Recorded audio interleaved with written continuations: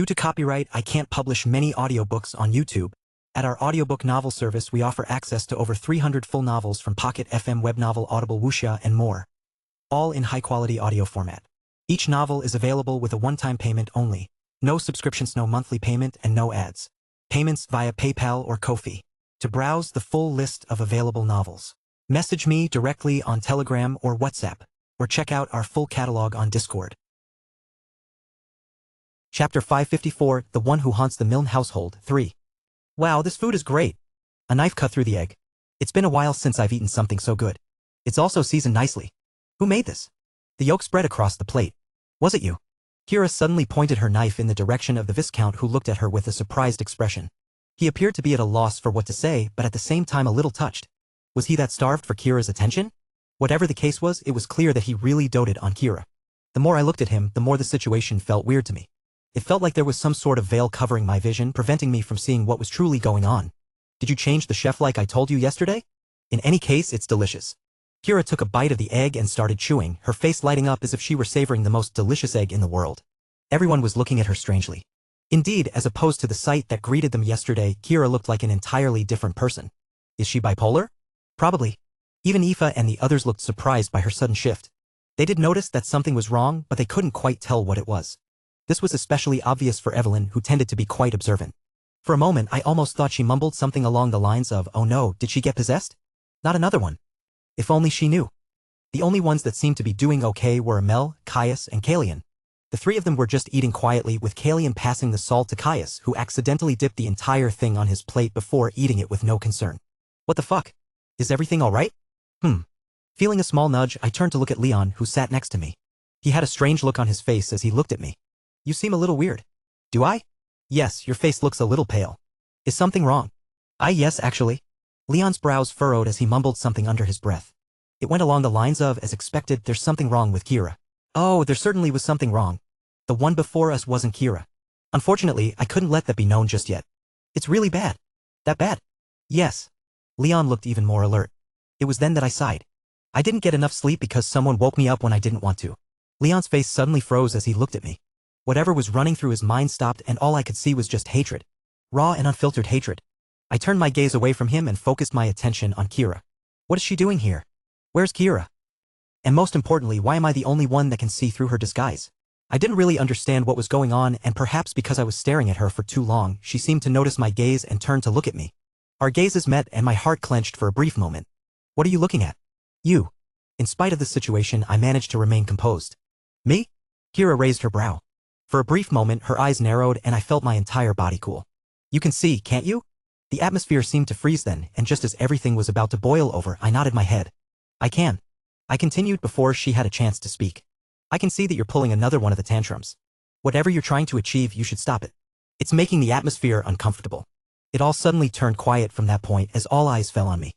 Kira's gaze lingered on me for the next couple of seconds before leaning back on her chair. Is that so? Yes. She looked around and noticed the others' gazes before eventually nodding her head. Very well then. She stood up and raised both of her hands. Since it looks like I'm making the atmosphere uncomfortable, I'll excuse myself out of here. No, wait. The Viscount tried to stop her, but it was no use. Kira left shortly after, and the atmosphere turned awkward once again. This time, I was the one subjected to most of the stares. Feeling uncomfortable, I helped myself up and excused myself. I'll also excuse myself. I didn't let anyone say anything before directly leaving and following the obvious imposter.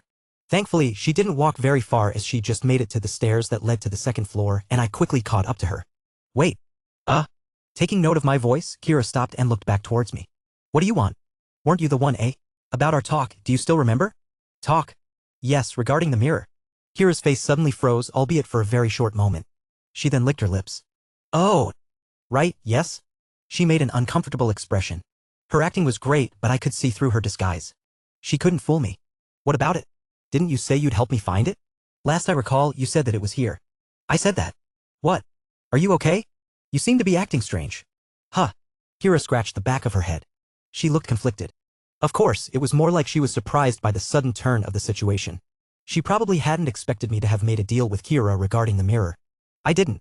I hoped that this would be enough bait for her to lead me to where Kira was. While I knew that I was no match for her, I wasn't scared she'd do anything to me. She and I belonged to the same organization. In fact, I was probably in a higher position than her. She can't touch me. Of course, even though I was certain she couldn't, I didn't let that get to my head. In my mind, she was batshit crazy. Even if the likelihood of her doing anything to me was almost zero, there was still that chance. And for that reason, I remained cautious. Honestly, I don't really recall much of our conversation. As you can see, I'm not really in the right mindset of anything at the moment. Ah, so that's how you're going to play it. I suddenly pursed my lips and nodded. That's understandable. No shit, why the fuck else wouldn't I recall fuckface? She really is good at acting like Kira. I was just about to retort when I suddenly paused and took a better look at her. As things stood, my search for the mirror was like a wild goose chase. Regardless of what happened next, it wouldn't bring me any closer to my goal. I had tried searching through Kira's memories before, but it was all in vain as the strange black mist interfered. The mist made things more difficult, but I also realized that even if I could access all of Kira's memories, I still wouldn't be able to find the mirror. Kira's memories, it almost feels like they've been tampered with. I wasn't sure if this was the truth or not, but she wasn't here, and I couldn't check again. But what if there was an alternative? What if there was someone else I could look into to determine what had happened in the past? That's right, I've got the perfect person right in front of me. Maybe with her help I could uncover more clues about the mirror's location. Time was running out and I didn't have the luxury to wait any longer. Since I knew that. Hey Kira. What? Hold my hand. Ha! Kira suddenly looked at me weirdly. For a brief moment I felt my back tense, but I remained cool-headed. Are you not forgetting I'm an emotive mage? So? I can calm you down. Wait, yeah, but what? What's wrong with you? I suddenly frowned and tilted my head while looking at her. We've done this multiple times already. I'm only going to touch you for a second. Kira's jaw visibly clenched. Clearly, she wanted to refute my words, but she couldn't since she really didn't know if my words were true or not, and she didn't want to expose herself just yet. Especially not when I had just revealed to her that Kira and I had plans to look for the mirror. She had to do this, and despite the obvious struggle, she finally managed to extend her hand and touch mine.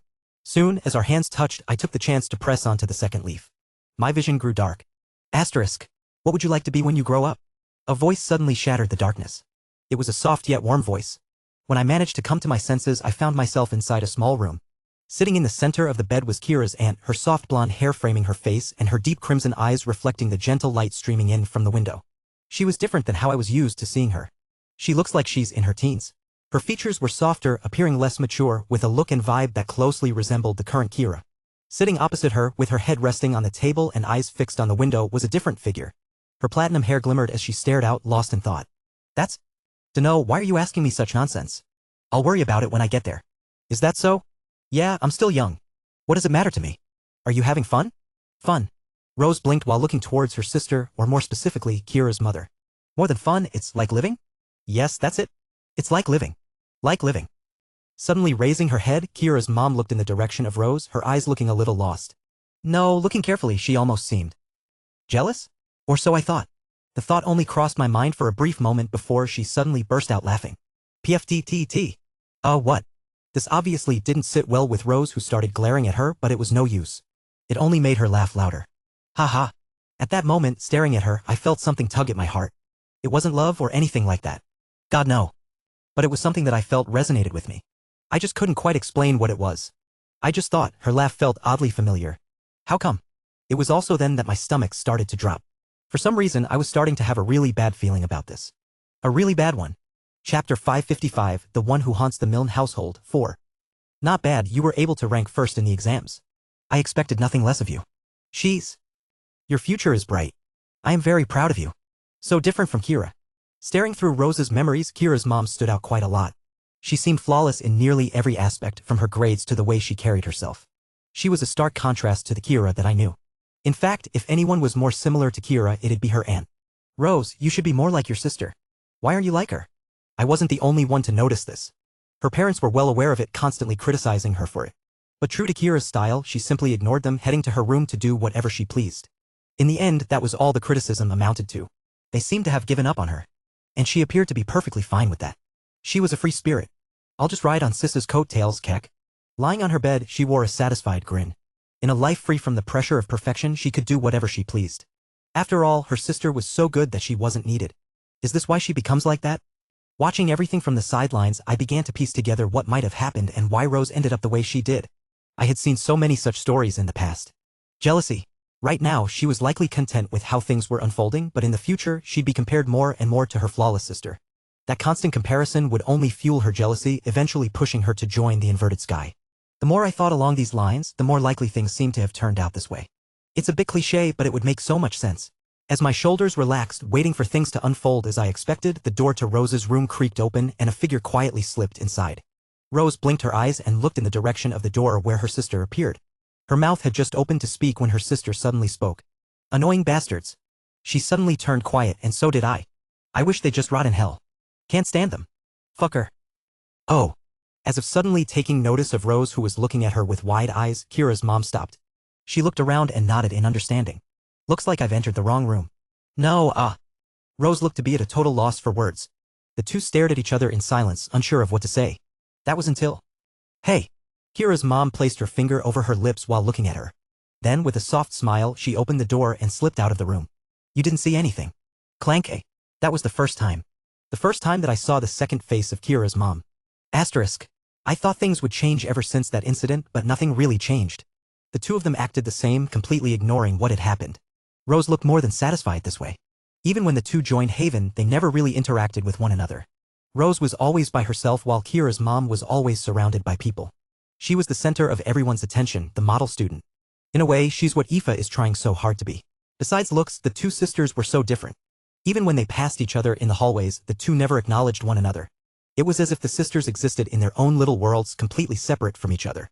At least, until Rose was suddenly approached one day. "Are you happy with your life?" "What?" It was a question that seemingly came out of nowhere, stunning both Rose and me, who was observing from the side. Being alone, with no friends, with no expectations. "Do you like it?" For a moment, I almost thought she had approached her with the intent to start a fight. Rose also looked to be of the same opinion as she bared her teeth. "Are you picking a fight?" "Maybe." "What?" Rose suddenly frowned, her face contorting. It looked as though she was on the verge of throwing a punch at her sister, but she caught herself just before she could act. KH? As her sister's shoulders suddenly started to tremble, Rose found herself blinking her eyes, her gaze shifting towards her sister, who almost instinctively turned her head away. And then... PFTTT. Rose watched as her sister suddenly started to laugh. "The fuck? What are you laughing at?" "Quack. Ha ha." It wasn't a fake or forced laugh. It was genuine, her crisp laughter echoing loudly within the walls of the room they were in. I'm sorry." Catching herself quickly, Kira's mom covered her mouth, doing her best to hold back the laughter. But her trembling shoulders gave her away, leaving Rose with a look of complete confusion, as if her head were filled with question marks. "Who am I? Where am I? What's going on, and what happened to my sister?" So was how her expression looked like. "I didn't know my little sister was so funny. How is it that I've only just recently found this out?" Reaching her hand forward, she patted Rose's head. "Maybe I neglected you a little too much. You won't blame this sister of yours, right?" Rose didn't reply. She looked too stunned to reply. But more than anything, her face looked red. Red? Was she blushing? "No way." Slap. Quickly snapping her sister's hand away from her head, Rose took a step back. "We've known each other for 15 years, and are you telling me that you're only interested in me now? What in the... I guess." Kira's mom suddenly smiled. It was a simple smile. And yet, it felt like a smile weighed down by exhaustion. But that smile merely lasted a few seconds before it suddenly brightened up. She once again reached out for Rose's hair, furling it with more strength. Hey. It's never too late, right?" "No, the fuck? Why would I want to be with you? Don't you have friends of your own?" "I do." "Then? But they are no fun." Tilting her head to get a better look at Rose, her smile blossomed again. "I feel like you're more fun, and you're also my sister. We should get along." "Ah shit." Rose once again tried to slap her hand away, but as if anticipating her movement, she suddenly raised her hand and avoided Rose's slap. "Ha ha." This made her burst into another round of giggles as she gazed at the stern-faced Rose. "Fun, so fun." That day was when it all started. From that day forward, Rose's days of quietness ended.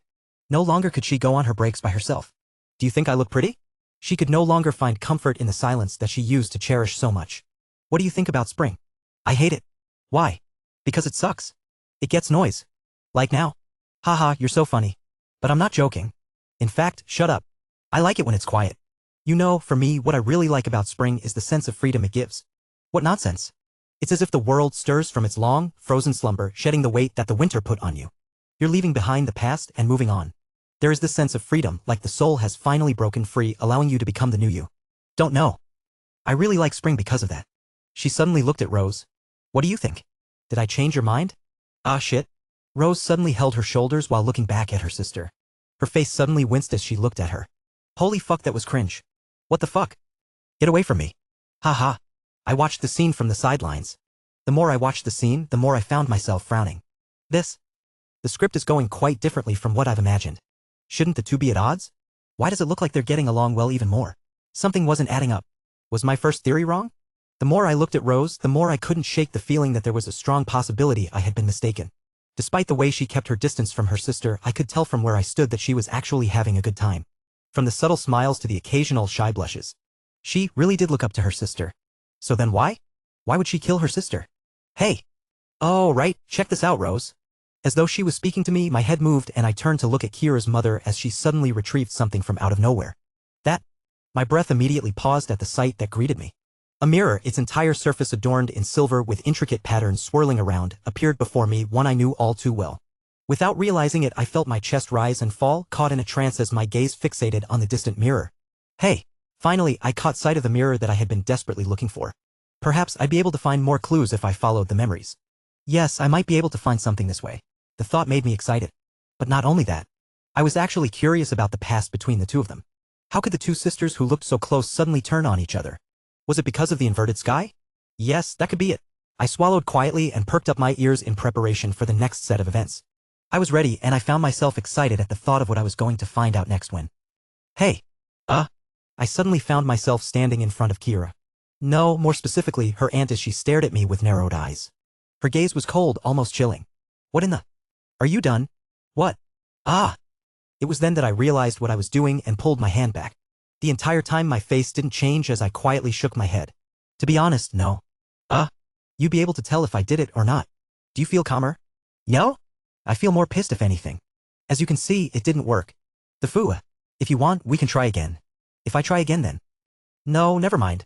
I'm good. Kira took a step back. She then looked back towards the stairs. Anyways, let me go back to my room first. I'll help you out with your mirror thing later. Sure. Kira proceeded to turn around and climb up the stairs. I stared at her retreating back quietly, my lips pursed tightly as I lowered my head to stare at my forearm. Is she also too strong for me to see all the memories at once? I sighed and looked away. I guess I'll have to wait a bit. For now, I needed to see exactly what she was planning. Closing my eyes, I activated Lament of Lies and my body started to completely fade with the background. Shortly after, I made my way up the stairs and followed her from behind. The entire time, I made sure to keep enough distance so that she wouldn't notice. I was confident in my skills, but not to the point where I'd assume she couldn't detect me at all. I knew I was far from perfect. Chapter 556, The Truth 1. I followed her quietly from behind. In the quiet corridors, she walked towards her room. In the meantime, I kept my breath in check while keeping enough distance between the two of us. She couldn't see me nor could she hear me, but one could never be too certain. I felt my heart press tightly as I followed quietly from behind. Time seemed to stretch endlessly as I became oblivious to everything around me, my focus fixed on her back. It was therefore a surprise for me to find her stopping right before Kira's room as she stopped and looked around. For a moment I thought our gazes met and my entire body tensed. Thankfully, it was only for a brief moment as her gaze moved past me and she finally opened the door and entered. Clank. It all grew quiet then. Suffocatingly so as I cautiously approached the doors to Kira's room. I had just neared the door when it suddenly burst open and a pair of glaring red eyes stared in my direction. I froze and my heart started racing as my stomach tightened with a sudden sense of dread. I had to stay calm, but my instincts screamed for me to run. My fingers twitched and my chest rose and fell sharply, every muscle coiled. I took a step back, instinctively preparing to act in an instant. Her gaze felt suffocating, but she looked away before I could react. I guess I'm being overly paranoid. The door closed once again, leaving me standing in silence. I just stood there for the next few seconds, unsure of how to react. So she didn't notice me? I brought my hand to my chest and secretly sighed in relief while wiping the cold sweat from my forehead. That almost gave me a heart attack. For a split moment, I almost thought she had truly detected me. Those few seconds felt like hours and I almost found myself taking the initiative. It was a good thing that I was able to remain still in those few seconds. Otherwise... No, it doesn't matter. I shouldn't waste any more time. Stepping forward, I reached out to touch the wooden door. Closing my eyes, I visualized a purple orb and slowly my hand began to phase through the surface of the door. Following up with a step, my entire body passed through the door and I managed to pass right through it. What greeted me on the other side of the door was a familiar yet unfamiliar room. It was one that I had seen before, but not in real life. It's almost exactly the same as in her childhood memories. It looks like her father kept it like this for her. The more I learned about this family of hers, the more confused I became. From the way Kira spoke about him, he seemed to be this big bad indifferent father who neglected her and didn't love her. And yet, what I saw and what I heard from her was completely different. Could it all be an act from her father, or was Kira lying? Or could there be more to it? Suddenly, the vision I'd had with the second leaf on Rose came rushing back, and my mind paused, fixating on the one figure who hadn't left my thoughts since that moment, Kira's mother. Something about her felt unsettling. But what exactly? What did she Hey, Key. The space around me rippled and my head snapped toward the source of the disturbance, my gaze locking onto Rose's turned back. She seemed to be looking down, and when I stepped to the side, I caught a glimpse of a familiar figure sitting down on the ground with body tied up with some strange rope. She was awake, and her eyes were locked right towards her aunt's. At that moment I saw it. The rage? The pure rage and hatred she held for the figure that stood before her. It didn't seem like I was the only one who noticed. "Oh my, there's no need for you to make such a face." Shaw dismissively waved her hand at her niece. "You know I love you, Key. What I'm doing is just tough love." "Yes, tough love?" Her jokes didn't land well with Kira, who shot her an even fiercer glare in response. If looks could kill, she'd probably have killed her aunt many times over. Tough crowd. Rose didn't take Kira's seriously. If anything, the scene looked weird from an outsider's point of view. With her disguise on, she looked the same as Kira. It was a good thing that I could tell the difference. "Well, in any case, I can't waste too much time catching up with you." Without warning, Rose bent down to Kira's eye level, snapping her fingers in the air. Instantly, the rope binding Kira loosened. As soon as the rope loosened, Kira lunged forward, only to be instantly halted by a finger pressed against her forehead. "You bitch." "Tut." It was just a finger, and yet it was all that Rose needed to stop Kira, who tried to channel her mana and attack her. "Don't bother, your mana is sealed. It'll be like this for a good while. Why don't we have a nice talk between the two of us? I'll fucking kill you." "That's not very nice." A little birdie told me that you're going to help them find a certain mirror." "Is that true?" Cutting Kira off, Rose went straight to the point. Kira's face froze all of a sudden. She looked utterly bewildered. I couldn't blame her. She never made such a promise. "You know, that makes me very sad." Rose lowered her head in disappointment. "I've spent years trying to get you to open up and tell me where the mirror is, and yet it only took one boy a year to get you to help him." "Eesh. I guess it's true what they say, girls always have a soft spot for boys." "Wah, what?" Kira's confusion only grew from there. She was just about to refute her when I pursed my lips and partly cancelled Lament of Lies, granting a view of my face. Her face almost changed at the sight of me, but she quickly recovered the moment she saw me place my finger on my lips. It was as if she suddenly understood what was going on. But there was an issue with the situation. Although Kira managed to keep her face composed, barely showing any signs of change, she wasn't flawless. Her slight imperfection didn't go unnoticed, and her aunt swiftly flicked her head back to glare in my direction. I somewhat expected such a reaction and was quick to activate the skill again. But was I fast enough? Swoosh. The tip of the long rope shot toward me at a speed I could barely track, the air crackling as the string tightened and raced in my direction. I can't dodge. The thought crossed my mind in that split second when the string moved, and I knew it was too late for me to dodge. As my entire body tensed at the unexpected situation, a purple orb appeared in my mind. Gotcha. The air cracked all of a sudden as I felt something move through my body. It was an odd sensation, one I struggled to put into words as I held my breath, watching the rope snap back taut. Perhaps not expecting the rope to hit nothing, Rose's face changed for a brief moment as she rubbed the back of her head and mumbled, "Am I being strangely paranoid?" Cold sweat dripped down my back as I stared in her direction, holding my breath, every muscle in my body locked with tension. That was too close. For a moment, I almost thought I was done for. It's a good thing she didn't use mana. Otherwise, it would have been way too fast for me to dodge or visualize the purple orb. I could only count myself lucky. Sorry about that. To my relief, Rose shifted her attention back to Kira, whose face had grown pale. She also appeared relieved by the fact that I hadn't been caught. To her, I was probably her only lifeline out of this. If I was screwed, so was she. Back on topic, Key. Rose suddenly reached forward and grabbed Kira by the chin as she struggled to avoid her grip. I'm honestly hurt that after all these years you refused to tell me where the mirror is, yet you immediately agree to tell some random guy you've barely met. How do you think I should react if I were in your shoes? Kira let out a strangled sound as she struggled under her aunt's grip. Eventually, understanding that she couldn't free herself, she proceeded to glare at her aunt as she managed to force out a few words. "I'd grow a dick." Rose's face froze at the unexpected answer, and for a moment my face twitched as I almost found myself facepalming. Even in front of her aunt. Wahahaha. Unexpectedly, Rose burst out laughing. Kaka. Her laugh was loud, almost screeching, before it morphed into something weirder, an unsettling, almost degenerate sound that oddly resembled Kira's laugh. No, it was exactly the same. What in the... Oh, right? The two of them are pretty much the same. I gave up from then. Grow a dick? Kaka. That's good. For a moment, Rose forgot all about the situation and slapped her thigh in amusement. Cack. The more she laughed, the more I wanted to leave.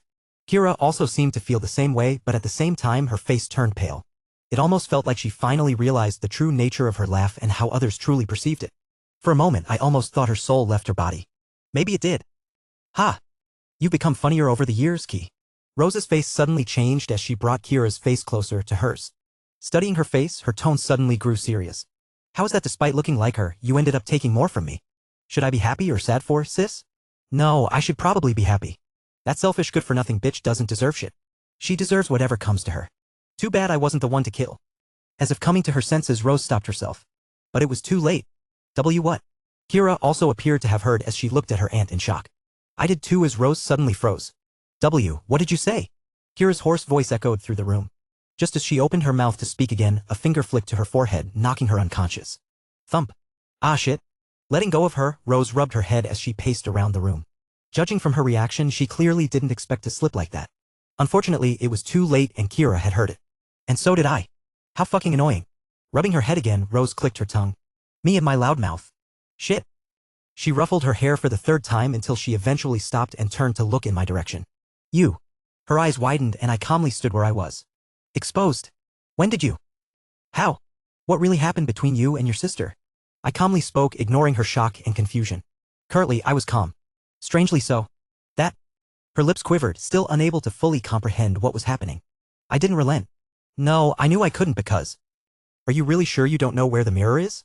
The pieces of the puzzles were finally starting to fall. I was now one step closer to the truth. The truth behind the incident of the past. Chapter 557, The Truth Too. She was like poison. A subtle but lethal poison that gradually consumed a person from within. That's how Rose would describe her sister. The closer she became to her, the more wrong she found in her. How could a person be so caring and yet so uncaring? No, it's more like, how can someone not be like her when put in the same situation as her? Their parents? They weren't the best of parents. They were the typical parents who only cared about achievements and image. The better one of them performed, the greater their face. Because of how outstanding her sister was, they didn't particularly pay much attention to her. Rose was never jealous of their lack of attention. After all, she saw how they were with her sister. You've managed to rank first, but that's not enough. The gap between you and the second place has shrunk. You won't be served tonight's dinner. I heard that you've gone out to hang out with friends. No wonder your grades have started to slip. I will be taking you out of the academy's dormitory. From now on, I'll personally have you return to the estate every weekend. She was like a doll. A doll that their parents could freely control to make themselves look better. But it wasn't like they didn't love her. They were just greedy. But what made things even worse wasn't their greed. No, it was her smile. In spite of the harsh treatment she received, she always maintained that smile of hers. Was it a shield hiding her true emotions, or was she simply the kind of person who always smiled no matter the circumstances? Rose didn't know back then. After all, even she struggled to see through her sister's smile. Even so, she didn't care. She enjoyed spending time and bonding with her sister. Especially with how often she laughed at her jokes. Nobody laughed at her jokes. All was good. Life was simple and Rose wished for it to continue until they both turned old. But life loved to throw curveballs at people. It was spring. Darn spring. Sis, I'm going to get married soon. What? He's the apparent heir of the Milne family. I've met him already. He's a good man with great looks. Wait, what? That since when? How can I think I'm going to marry him. She was still smiling when she broke the news. But something about that smile of hers felt different. Her crimson eyes of hers. They felt even more exhausted than usual. Asterisk. He appeared from out of nowhere. What really happened between you and your sister? Rose wasn't able to sense him at all. In one moment she found her tongue slipping, and in the next moment his face appeared from out of nowhere. His gaze was cold, almost distant. In a way, his gaze reminded her of her sister's. That? Her lips quivered, still unable to fully comprehend what was happening. She was already familiar with him. He had left a lasting impression on her the last time they had seen each other, but his recent exploits had also reached her ears. He was no longer the simple figure she knew back then. Right now. Are you really sure you don't know where the mirror is? He stood above her. And the thought made her face bleach. So? But she only remained flustered for a few short seconds before recovering herself. Shaking her thoughts away, she stepped back, her crimson eyes locking directly with his hazel ones. Licking her dry lips, she finally managed to open her mouth as she spoke. For how long have you known that I've been here? My disguise should be perfect. How could you see through it? Was it from the way that I acted? Was that what gave it away? Julian didn't answer immediately. He simply stared at her. But then Rose suddenly seemed to have a sudden thought and hastily looked towards her forearm. Could it be? The emblem has nothing to do with it. Julian's words were quick to dispel her thoughts as he kept his gaze firmly locked on her. Let's just say that I have a certain skill that enables me to do so. There's such a skill? Yes. Julian nodded and Rose pursed her lips. Taking a deep breath, she managed to calm herself down further as she shot a glance in Kira's direction. She was about to open her mouth to speak when Julian cut through her. About the mirror, do you know where it is? Ah. Rose was suddenly reminded of Julian's previous words and her face changed. What makes you think I know where the mirror is? Why would I be here if I knew where the mirror was? But didn't you say before? That's a completely different matter. Rose cut Julian's words off, her tone unknowingly raising as Julian's brow raised. I don't have it. I don't know where it is. I wouldn't be so obsessed with it if I knew where it was. That look on his face, the one that seemed to say, "You're slipping," made Rose's face twist. She really didn't know where the mirror was. It had been years since she had started searching for it, all to no avail. It used to be something her sister always carried with her. And yet, all of a sudden, it disappeared. He didn't seem to know where it had gone, and neither did she. She had scoured every corner of the estate, but it was nowhere to be found. It was almost as if one day it had suddenly disappeared from existence. Her search for the mirror had become her obsession, to the point where at times she even found herself growing mad. And yet, here he was, talking to her as though she actually had an idea of where the mirror was? That bitch? Rose suddenly started to ruffle her hair. She hid it somewhere for some reason. Even when she's gone, she just finds a way to annoy me. I hate her. I hate her so much. Her words came out hoarsely, her voice rising in volume with each word that escaped her lips. She wanted to desperately control her tone, but she found herself unable to. It was frustrating. She felt so frustrated. She ruined my life, you know? None of this would have happened without her. Why did she have to ruin my life? Hers. And everyone involved. Rose clenched her teeth, staring down at Kira. Slowly, her tense expression weakened as the realization of what she had done began to sink in, leaving her feeling weak. I hate her. Her voice was now weak, frail almost. I hate her so much, you know? Do you really hate her? Julian's soft words cut through her speech. As her words faltered, she looked up to find him staring back at her. Wah! He pressed his hand against his cheek. If you hated her so much, why are you crying? I'm not. Why would you think that? Rose quickly pressed her hand to her cheek, only to feel a small, damp streak. That? Was she really? As if that wasn't enough, sensing something, Rose lowered her head to see a pair of familiar crimson eyes stare back at her. They were wide open, looking at her with what one could describe as shock and confusion. Rose covered her face with her hand. Shit. At the same time, in one of the rooms within the estate. Following the events in the morning, Aoife and Evelyn found themselves going back to one of their rooms together. Neither one was sure whose room it was. Their thoughts were more preoccupied with other things to care about. What do you think? Why are you asking me? Evelyn frowned, her gaze drifting to Aoife, who sat on the bed with her arms crossed, brushing her red hair behind her ear. Raising her brow, she looked back at Evelyn. Aren't you the expert in these things? I am. Weren't you the one who helped Julian? Yeah, but... Then, how would I know? Evelyn threw her hands in the air. She wasn't a cleric. Although she was somewhat adept in a few of their methods, she was far from what one would call an expert. She was at most a third-rate cleric, if that even made sense. Still, it wasn't as though she was completely clueless. Kira definitely did act strangely, but I don't think she's possessed. Do you think it could be because of her stress? She doesn't really like to talk about her family, so I'm not sure what made her act so strangely, but the general vibe today was quite different from the usual one. It felt more forced. Yeah, forced. Aoife snapped her finger then. Yes, exactly that. It was like a completely different person with a similar personality was trying to act like her. Something like that, I guess. I also feel the same way. Evelyn didn't disagree with Aoife. She also felt the same way, but this felt more like a hunch than anything. Having grown closer to Kira over the past year, she could easily spot the discrepancy in her behavior. However, there were many factors that could have caused her to act that way. In her opinion, it would be best if the two of them acted carefully and observed Kira over the course of the next day in order to see if there was something truly wrong with her. Once they were sure, then they'd... Yes, please send over someone to the Milne household. Taken aback, Evelyn's head flicked in Aoife's direction. There, she found Aoife sitting on the bed with her communication device in hand. As she spoke into it, their eyes met. I don't really know how strong, but the stronger the better. How long do you think they can come? 1 hour? Yes, that's good enough for me. There should be enough time. Thank you. Turning off the communication device, Aoife tossed it to the side and patted her hands in satisfaction. There, that should do it. A strange silence followed after her words. One that lasted a few seconds before Evelyn suddenly opened her mouth. Did you just?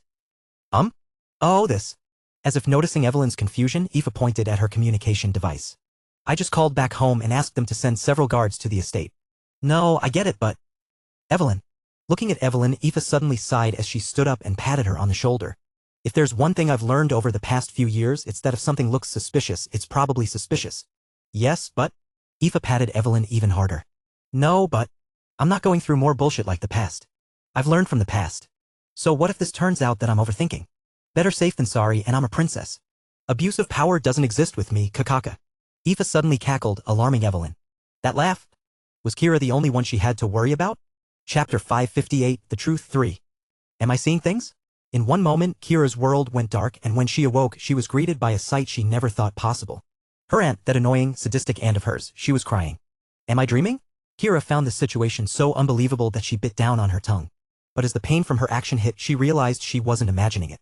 Her aunt, she was truly crying. But why? Why would that heartless woman cry? Could it be him? Kira's gaze eventually fell towards Julian. Indeed, if there was one person capable of pulling such a feat, it was him. His emotive power was amongst the strongest within the Empire. Yes, within the Empire. He was no longer just the strongest in the Academy. His emotive magic was now on par with the best within the Empire. If it was him. I didn't do this. Julian's words interrupted her thoughts like a splash of cold water, as if he had effortlessly read her mind. His gaze drifted towards her aunt. Your aunt, she's been keeping something from you. No, not just her. Pretty much everyone within this household is keeping secrets from you. Wha? What? Kira shook her head, attempting to reject Julian's words, but as she did, she was suddenly reminded of her aunt's words, the ones she had overheard just before her world went dark. Her eyes widened. Could it be? Ark. A sudden scream shook Kira out of her thoughts as her head flicked to face her aunt, her eyes as bloodshot as they could be. Fuck. She wasn't holding back with her voice. By now, she was practically shouting. Why does everyone just keep meddling in my business? For once. And I mean for once, why can't anybody mind their own fucking business? Why do you have to ask so many questions? Why do you have to hate me for every little thing? Can't you just stick with the script? Her gaze shot towards Julian, who stared back at her without much emotion. In spite of her aunt's scary expression, he looked completely unfazed. Was he truly unfazed, or was he just masking his expression? I'm not asking for too much, am I? Julian didn't answer her, but his face said it all. This made Rose look even more irritated as her jaw clenched tightly. She looked like she was about to burst once again, but just barely managed to keep herself in check while flicking her head to stare at Kira. The two pairs of red eyes met, and at that moment it all grew silent. Neither said a word, nor did they have to. That was until Rose eventually shattered the silence, her eyes turning even more bloodshot. Do you really want to know what happened to that bitch? Kira opened her mouth but found no words coming out. For some strange reason, her mouth was strangely dry. She wanted to say yes, but at the same time felt scared. Scared? Yes, she felt scared about the answer she was going to receive. In her mind, her mother was the most perfect human being. Caring, warm, and most importantly, fun. She was perfect, and she didn't want to ruin that image. Therefore, once put in a position she so desperately wanted in the past, she found herself unable to fully answer. Her silence spoke volumes to her thoughts, and Rose found herself smirking at the sight. I guess you don't. In fact, she almost looked relieved by the fact. And that didn't escape Kira's sight. Relieved? Why did she look so relieved? What could possibly have happened for her to not want to know? With her body shaking, Kira clenched her teeth. Her mouth opened, but only a hoarse voice emerged as she spoke. I do. Every part of her told her otherwise, but she needed to know. For her own sake. So, tell me. The truth. And the truth only. I can take it. Asterisk. What do you think my daughter will be like when she grows up? It was a distant conversation. One that Rose remembered having in the past. She had long forgotten about it, but staring at her niece, she was suddenly reminded of it. She remembered the conversation well, not because she had a great memory. No, it was because of the face she made when she answered her. Well, she's most likely going to be like you. Like me. Rose still remembered the face she made so well. It was one of sadness. Yes, sadness. I don't know. I'd prefer it if she wasn't like me. What, why? Wouldn't you want your daughter to be flawless like you? As if? Then how would you want her to be like? I guess I would want it if she was a bit more like you. Have you lost your mind? Why would you want her to be like me? Hee. Her question was met with a soft laughter. The conversation ended there, with Rose brushing it off as just one of her sister's strange moments. Why in the world would she want her daughter to be a troublemaker and loner like herself? If it were up to her, she'd want her daughter to be like her sister.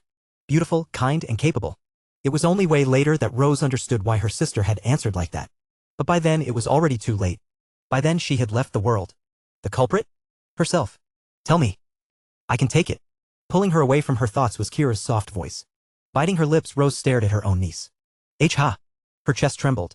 As she gazed at her niece's features, so much like her sister's, she found herself struggling to find the words. The more she thought about telling her, the heavier her chest grew. How could she even begin to tell her the truth? That she wasn't the one to have killed her mother. That there was no murderer. Ha! Rose ruffled her hair, her frustration starting to grow evident.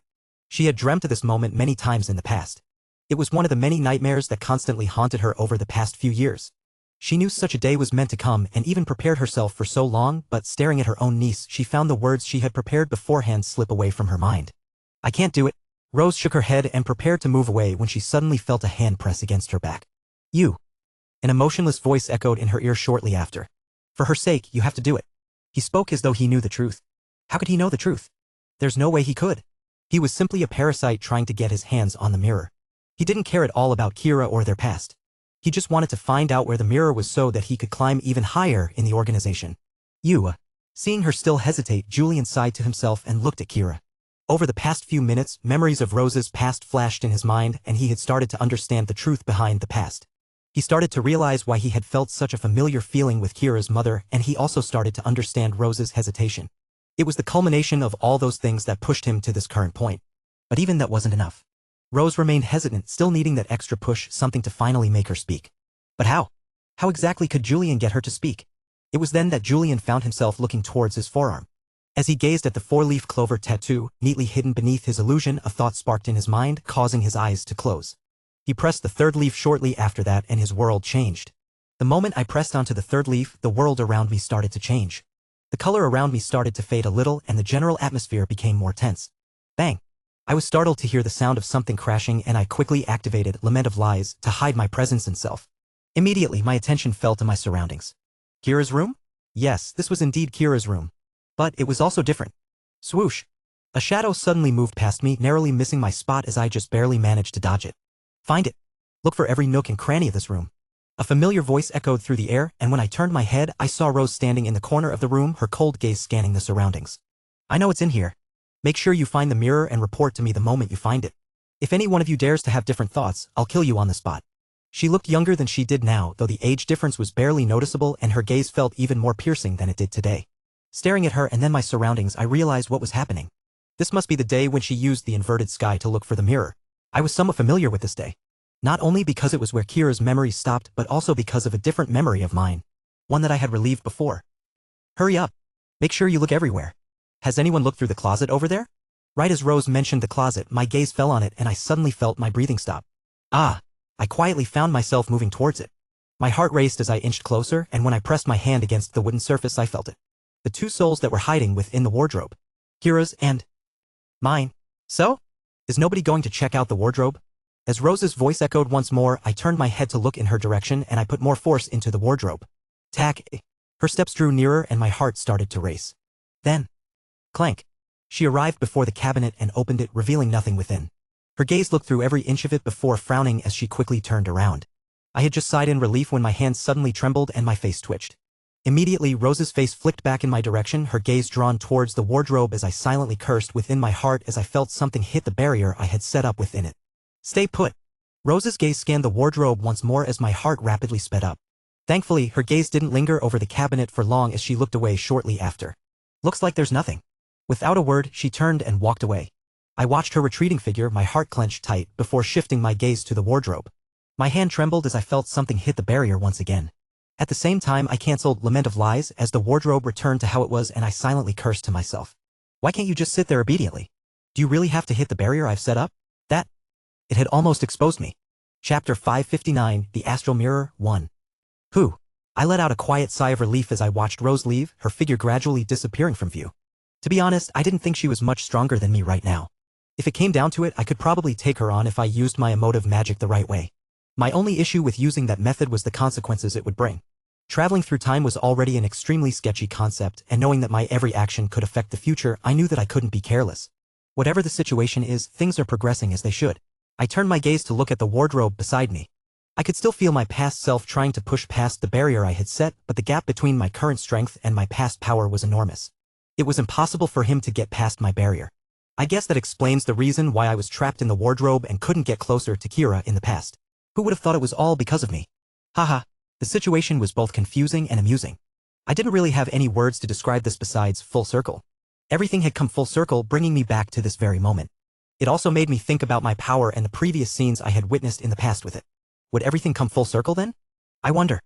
Swoosh! A shadow moved past me all of a sudden, bringing me out of my thoughts. Pulling my hand away from the wardrobe while making sure the barrier was still set up. It should last for a while. I turned my gaze away and scanned my surroundings, noticing that while there were still people lingering, there were far fewer than before. Everything was overturned, with everything shattered and glass shards all over. They really weren't nice with their search. Looking around, I avoided the few figures still lingering around and made my way out of the room. Given that the event had still not ended, there was more for me to see. Above all, my main priority was finding the mirror. That was my only objective, and I couldn't afford to let anything distract me from it. But where was it? Where to even begin? Sure, I may have gone back to the past, but how would that help me when I didn't even know where to start looking? I came to a halt just outside the room, my gaze unintentionally drawn to a distant figure slowly making her way down the corridor.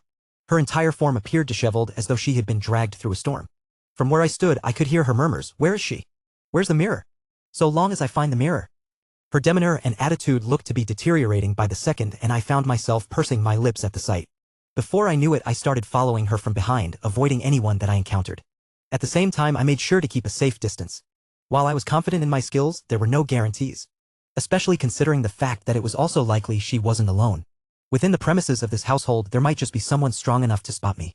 Holding my breath, I moved with even more caution. "So, have you found anything?" Stopping me dead in my tracks was a familiar voice. Raising my head, a figure appeared before Rose, his figure standing upright as his blonde hair fluttered silently. "Ah!" Rose's demeanor immediately shifted at the sight of him as her face adjusted, and she lowered her head in respect. "I am looking for it." My entire body went cold at the sight of him, and I involuntarily found myself taking a step back. How can he be here? No, upon closer inspection, it didn't seem like he was truly there. It felt more like a projection of him, but even then it was enough to send a chill down my spine. Are you sure she's in possession of the mirror? You must understand that it is an extremely important artifact for us. Atlas's smooth voice echoed softly through the corridor, his warm yellow eyes fixed on Rose, who nervously swallowed under the pressure of his gaze. "Ah, yes, please don't worry. I'm very sure. I'll take your word for it." Atlas smiled, his smile seemingly warm and friendly. And yet, staring at that smile, I felt my heart drop. I took a step back. And then another step back. I need to back away. My heart was pressed tightly against my chest. I could hear the unsteady beats of my own heart drumming loudly against my mind. Bah! Thump! Sweat trickled down the side of my face. It felt cold and my skin crawled. My hair started to rise and my mouth grew dry. "I'll leave you to your search, but I think you have more pressing matters to tend to before looking for the mirror." "Eh?" Atlas's eyes suddenly turned in my direction, his warm gaze locked firmly on my spot. Staring back into his eyes, my entire body grew cold. "Shit. I can't quite figure out your appearance since I'm not here, but you've been peeking for quite some time. Is there anything that I can help you with?" His words were soft, and yet they drummed loudly within my mind. I almost found myself stumbling, my left eye twitching as I hurriedly attempted to keep myself composed. But it took a few seconds for me to do so. By then, Rose had already snapped out of her daze and locked her gaze in my direction. "Here." Her scream pierced through the surroundings as she dashed in my direction, her figure blurring as she moved. I didn't let myself be caught up in the moment. The moment she moved, so did I. I kicked the ground, and a green orb appeared in my mind. My hair swept forward as I sprinted back, twisting my body in the process. "Come here." Rose's hand appeared a few inches behind me, trying to grab me, but I was just barely fast enough to avoid it. Swoosh. Currently, I wasn't worried about Rose. The one I was worried about was Atlas. Although his true body wasn't present, there was no guarantee he wouldn't show up with his true body. If that happened then, I need to hurry up and find the mirror. But where? Where exactly could I look for it? He's in front of me. Block whoever that is. Several figures suddenly appeared before me. I stared at them and was just about to act when I stopped myself. No, I need to be careful. While the current Atlas doesn't know me, the future one does.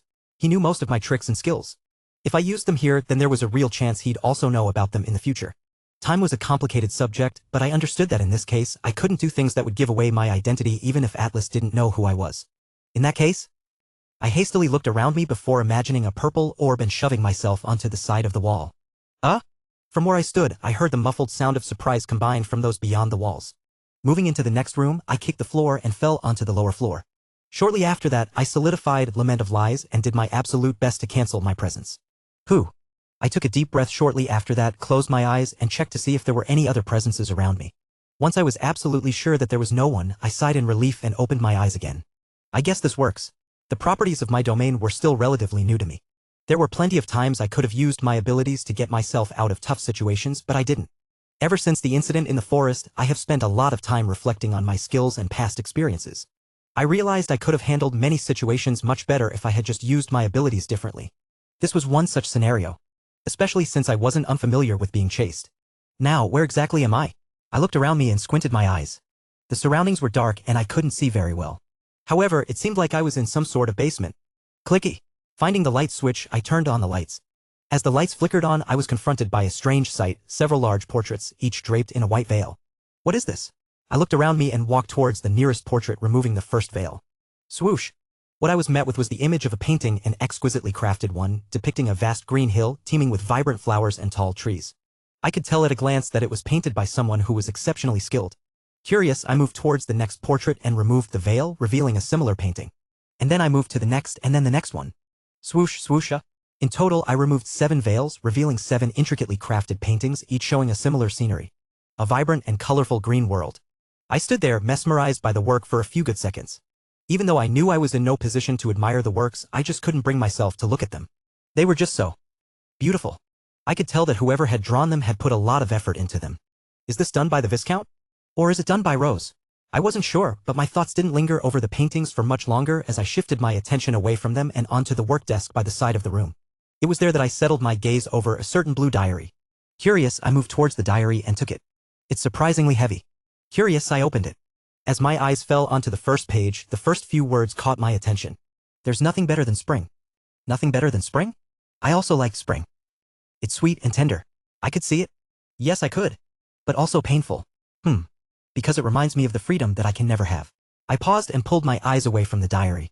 Scratching the side of my face, I quickly skimmed through it and moved towards the last page. It was then that my eyes fell on the last few words. The moment I did, I almost dropped the book. Because a reflection was staring back at me. Chapter 560, The Astral Mirror 2. What? A pair of hazel eyes stared back at me. They were the same pair of hazel eyes I was accustomed to seeing, my own. The diary felt heavy in my hands as I exhaled quietly, taking a moment to steady myself.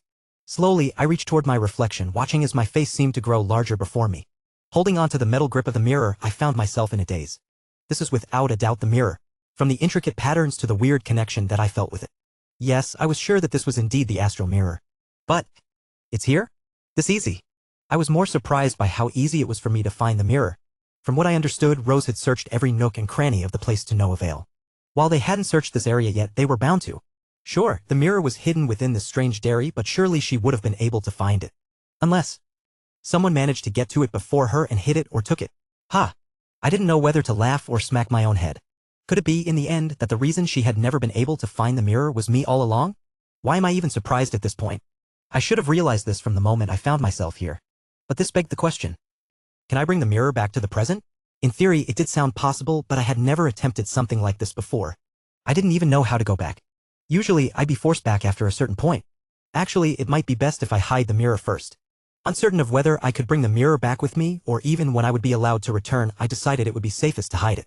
That way, if I couldn't retrieve it later, I'd at least have a backup plan in place, just in case anything went wrong. But there was something I was curious about in all of this.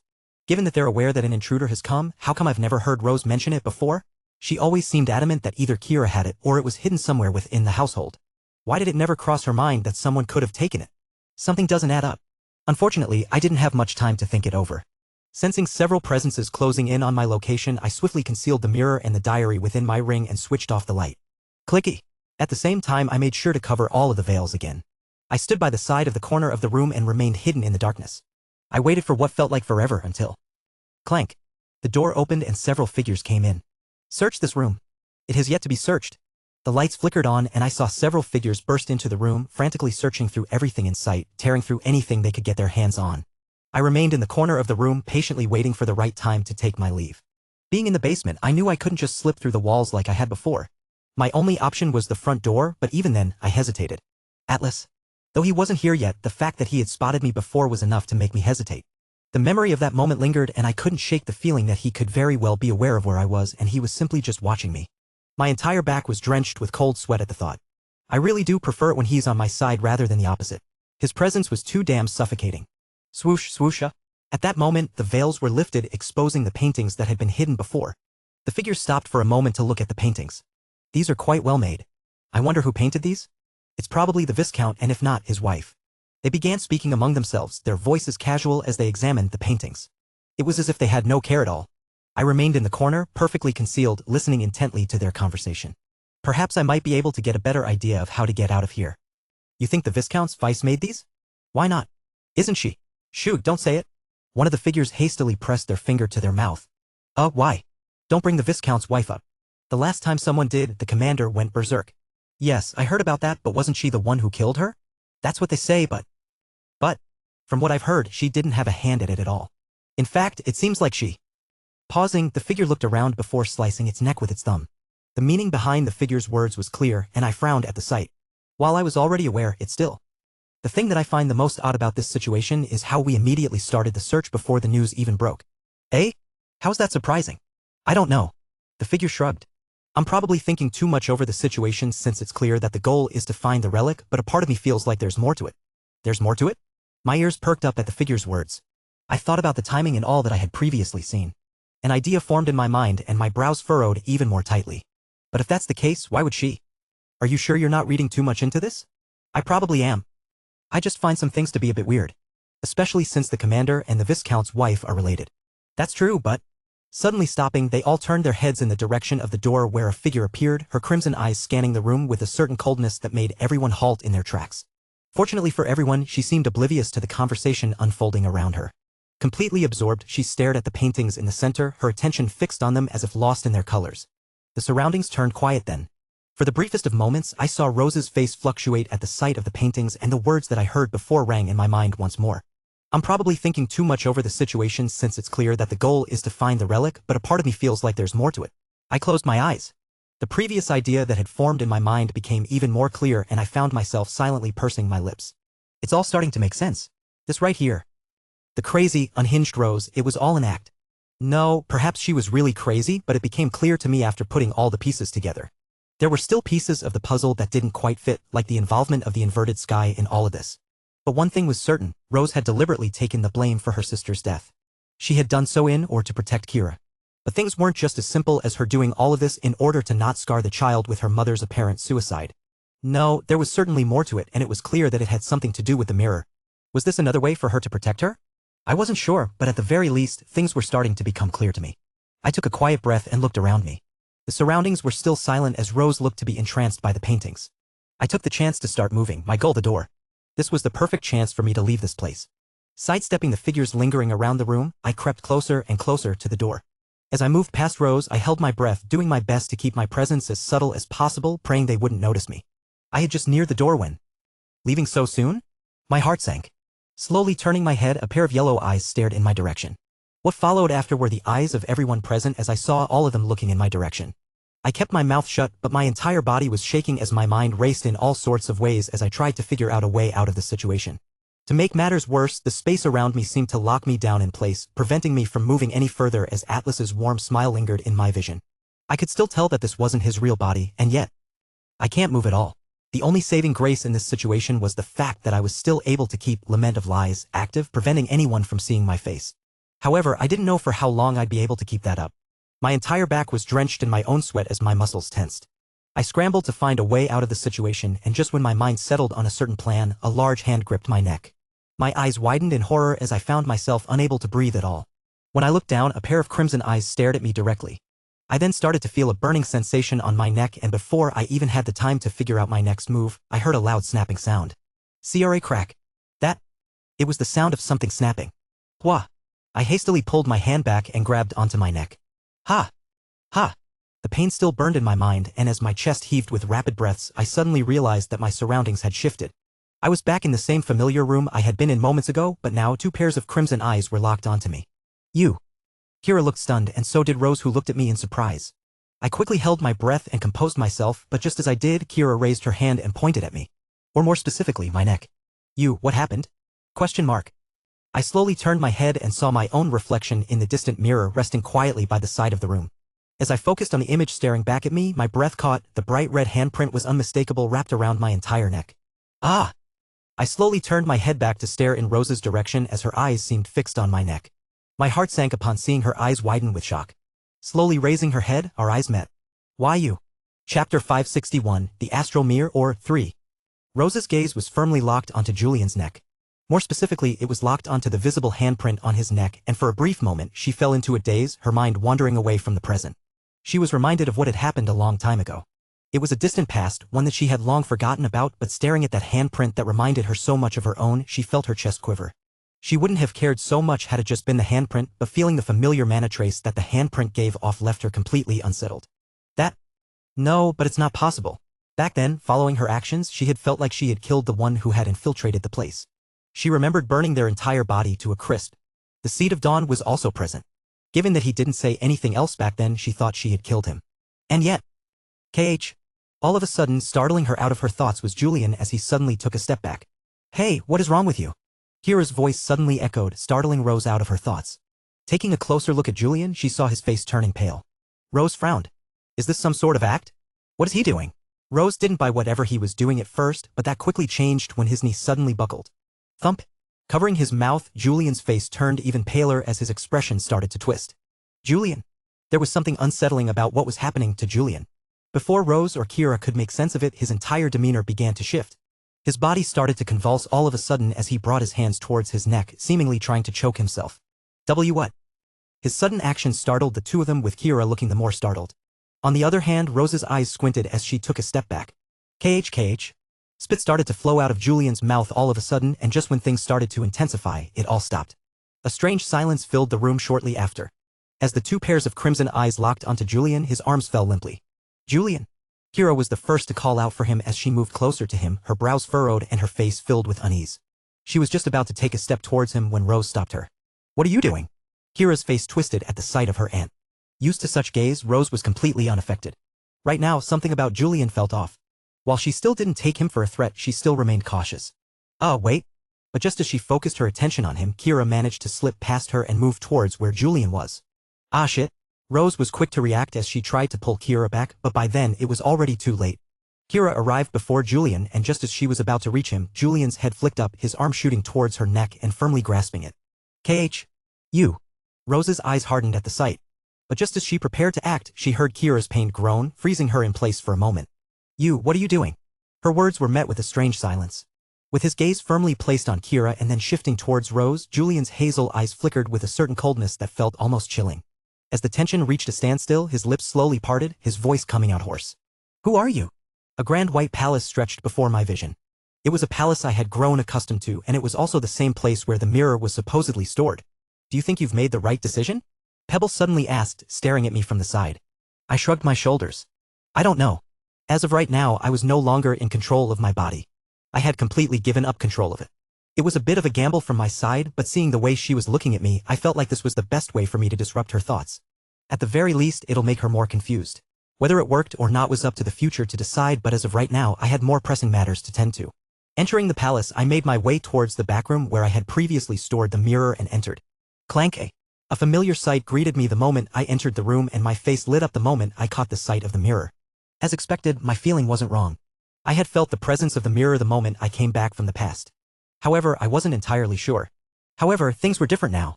Seeing it right before my very eyes, I knew that I was right. I really managed to bring it back with me. Alongside the appearance of the mirror, I was also finally able to clear up a few of the things that I was confused about. In the end, the reason why the mirror ended up missing with no one able to find it was because the future me had taken it. Future? Or was it present? Ugh. I ruffled my head. Talk about some weird twist. Whatever the case was, now that the mirror was here, it was time for me to figure out how to use it. Releasing the seal and allowing Julian to take over was a risk in itself. Thankfully, it looks like my worries are unfounded. I reached out to grasp the mirror, the coolness of the metal handle reaching the tips of my fingers. Just as I pulled the mirror to stare at my reflection, I paused. Shifting my attention away from the mirror, my eyes drifted toward a certain diary and I felt my face subtly change. Right, I almost forgot there was that. I had almost completely forgotten about it, but indeed, I did recall putting it in the ring alongside the mirror. I paused for a moment, alternating my gaze between the mirror and the diary. After a little bit of thought, I brought my attention away from the diary. I could always find time to check the diary later. The mirror was more important. How does this work? I stared straight into my reflection. A pair of familiar hazel eyes stared back at me. I tightened my grip on the mirror, channeling mana into it. At first, it remained still, unresponsive. But as I fed it more and more mana, I began to see subtle shifts, small, almost imperceptible changes that grew more noticeable with each surge of mana. My reflection started to ripple and the mana started to drain even further. The rate at which my mana was being sucked was quite alarming. To the point where I started to question whether Julian was doing all right.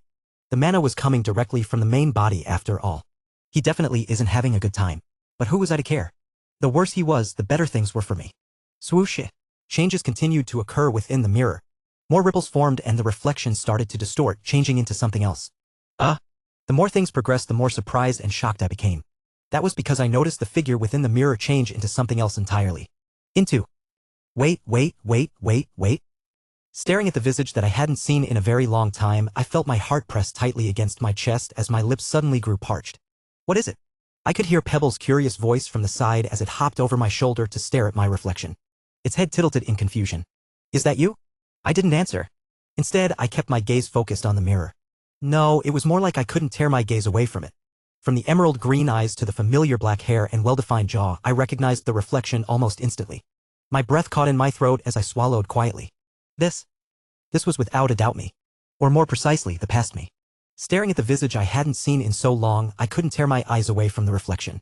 It had been so long that I had almost forgotten what I looked like, and seeing myself again brought a rush of emotions I couldn't quite put into words. Yes, I wasn't anywhere near as handsome as I currently was, but I wasn't ugly at all. In fact, I was on the better-looking side. More importantly, I didn't look sick. In the final year of my life, my hair had begun to thin, and my weight had steadily dropped. Seeing myself like this, it feels weird. I wasn't used to seeing such sight, and my grip of the mirror uncowingly tightened. Whew. Taking a deep breath to steady myself, I stared back at the reflection, my mind racing. Is this what the mirror does? Does it show how my soul really looks? Does it reflect the true face of someone beyond what one can see at face value? If it's really the case, then I can see a bunch of clerics fight over this thing. It was a practical cheat code for them. No disguise would ever work in front of the mirror. I could see why those from the inverted sky were so desperate for the mirror. But of course, I understood that there was more to the mirror than just this. As far as I know, it can help me completely seal Julian's soul away. This was the other propert that I knew of. But I was certain things didn't stop there. Surely there was more to it. I was almost certain of it. But what exactly, Cal? Stopping mid-sentence, my head flicked directly towards the mirror as I noticed a subtle change once again. Unlike last time, there were no ripples or any changes of the sort. No, the changes seemed to be coming directly from my reflection? What?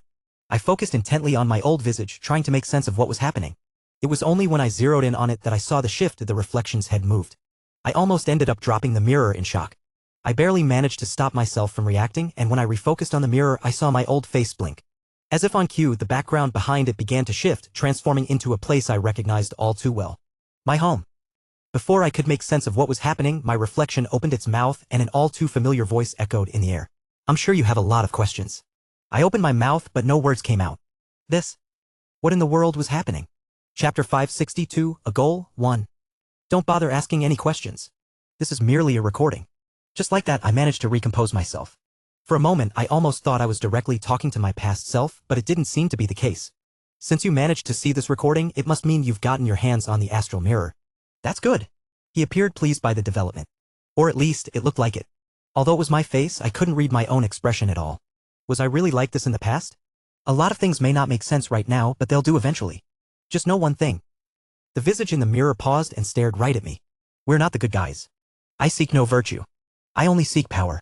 I am filled with sins, but my conscience is clear. I am simply doing what I am meant to do. Whether we're good or bad, that's irrelevant. What is this even supposed to mean? I took a moment to try and digest the words as my lips pressed tightly. All I know is that I see too much. Past, present, future. I see it all, and this power, it's consuming me. A sudden change occurred to the visage within the mirror. Gradually, his eyes started to turn bloodshot as my visage started to sunken. This power. It's not something that we're supposed to be able to control. It's overwhelming and exhausting, and it's slowly destroying me. The more I witness, the more I comprehend, and with each realization, I realize just how little time I have left. By now, I could see the face behind the mirror change into a very familiar one. I'm dying.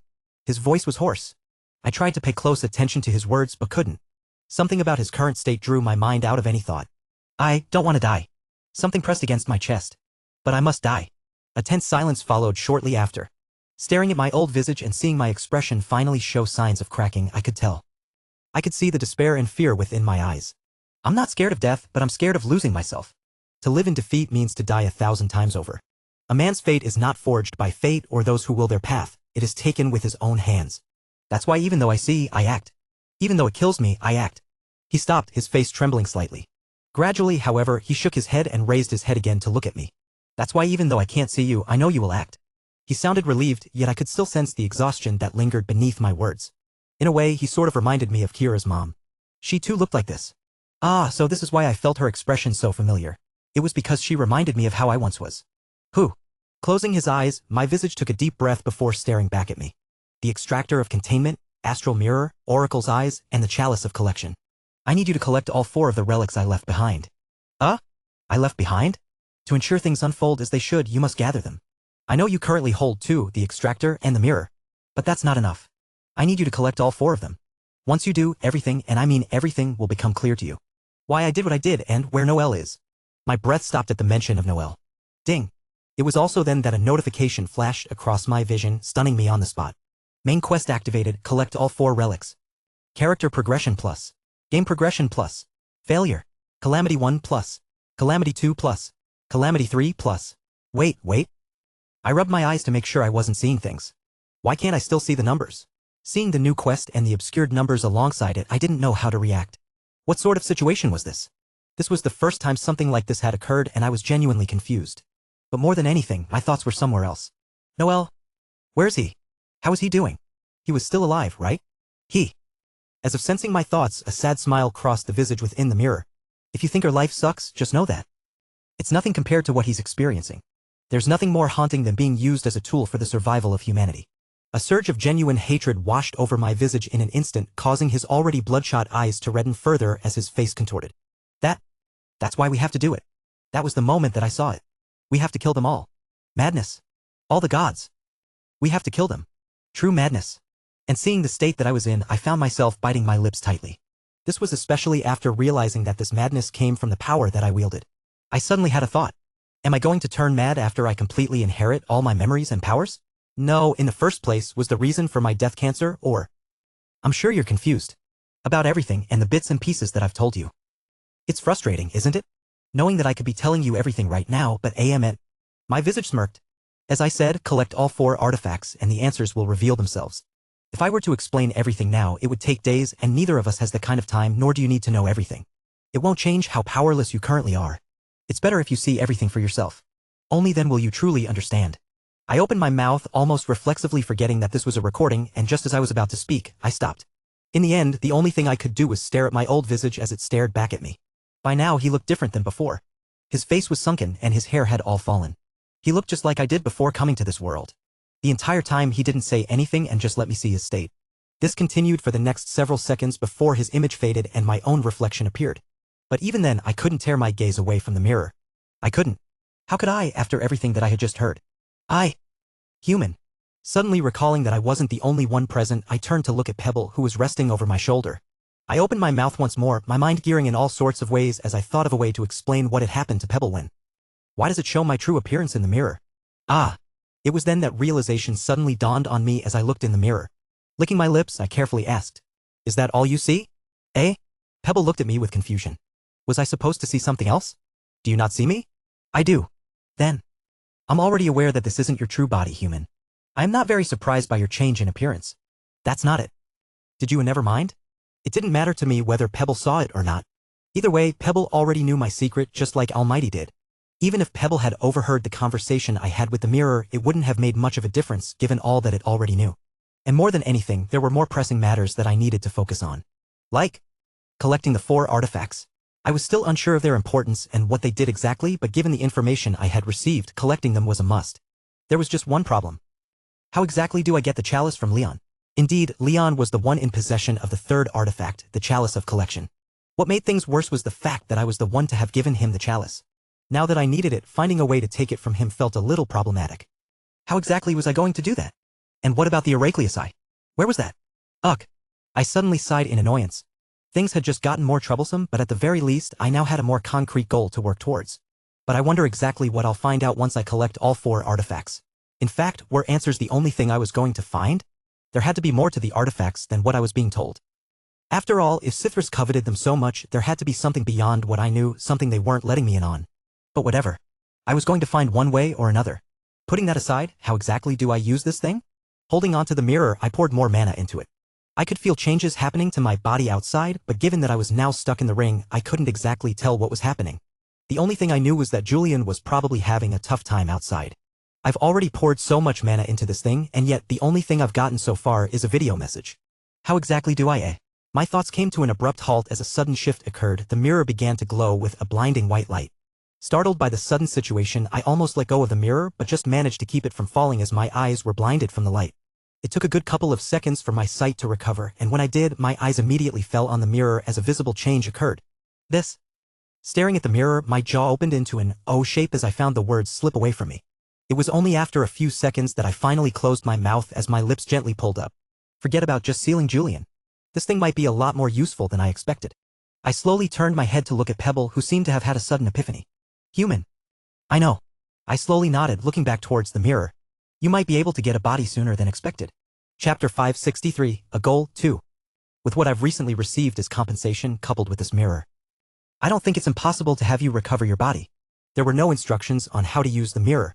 However, just by staring at the mirror, I could tell that it was capable of containing souls. In that sense then, what if it can contain Pebble's soul? Then wouldn't it be possible for me to transfer Pebble's soul into his new body? The more I thought about it, the more plausible this scenario seemed to be. Helping Pebble get a body was a good thing for me. Just like what happened with Almighty, the same could happen with Step of Suppression. It might upgrade. Of course, as of right now, the skill left much to be desired, and that was mainly because I wasn't utilizing it properly. Unfortunately, I was too focused on other things and neglected to master it.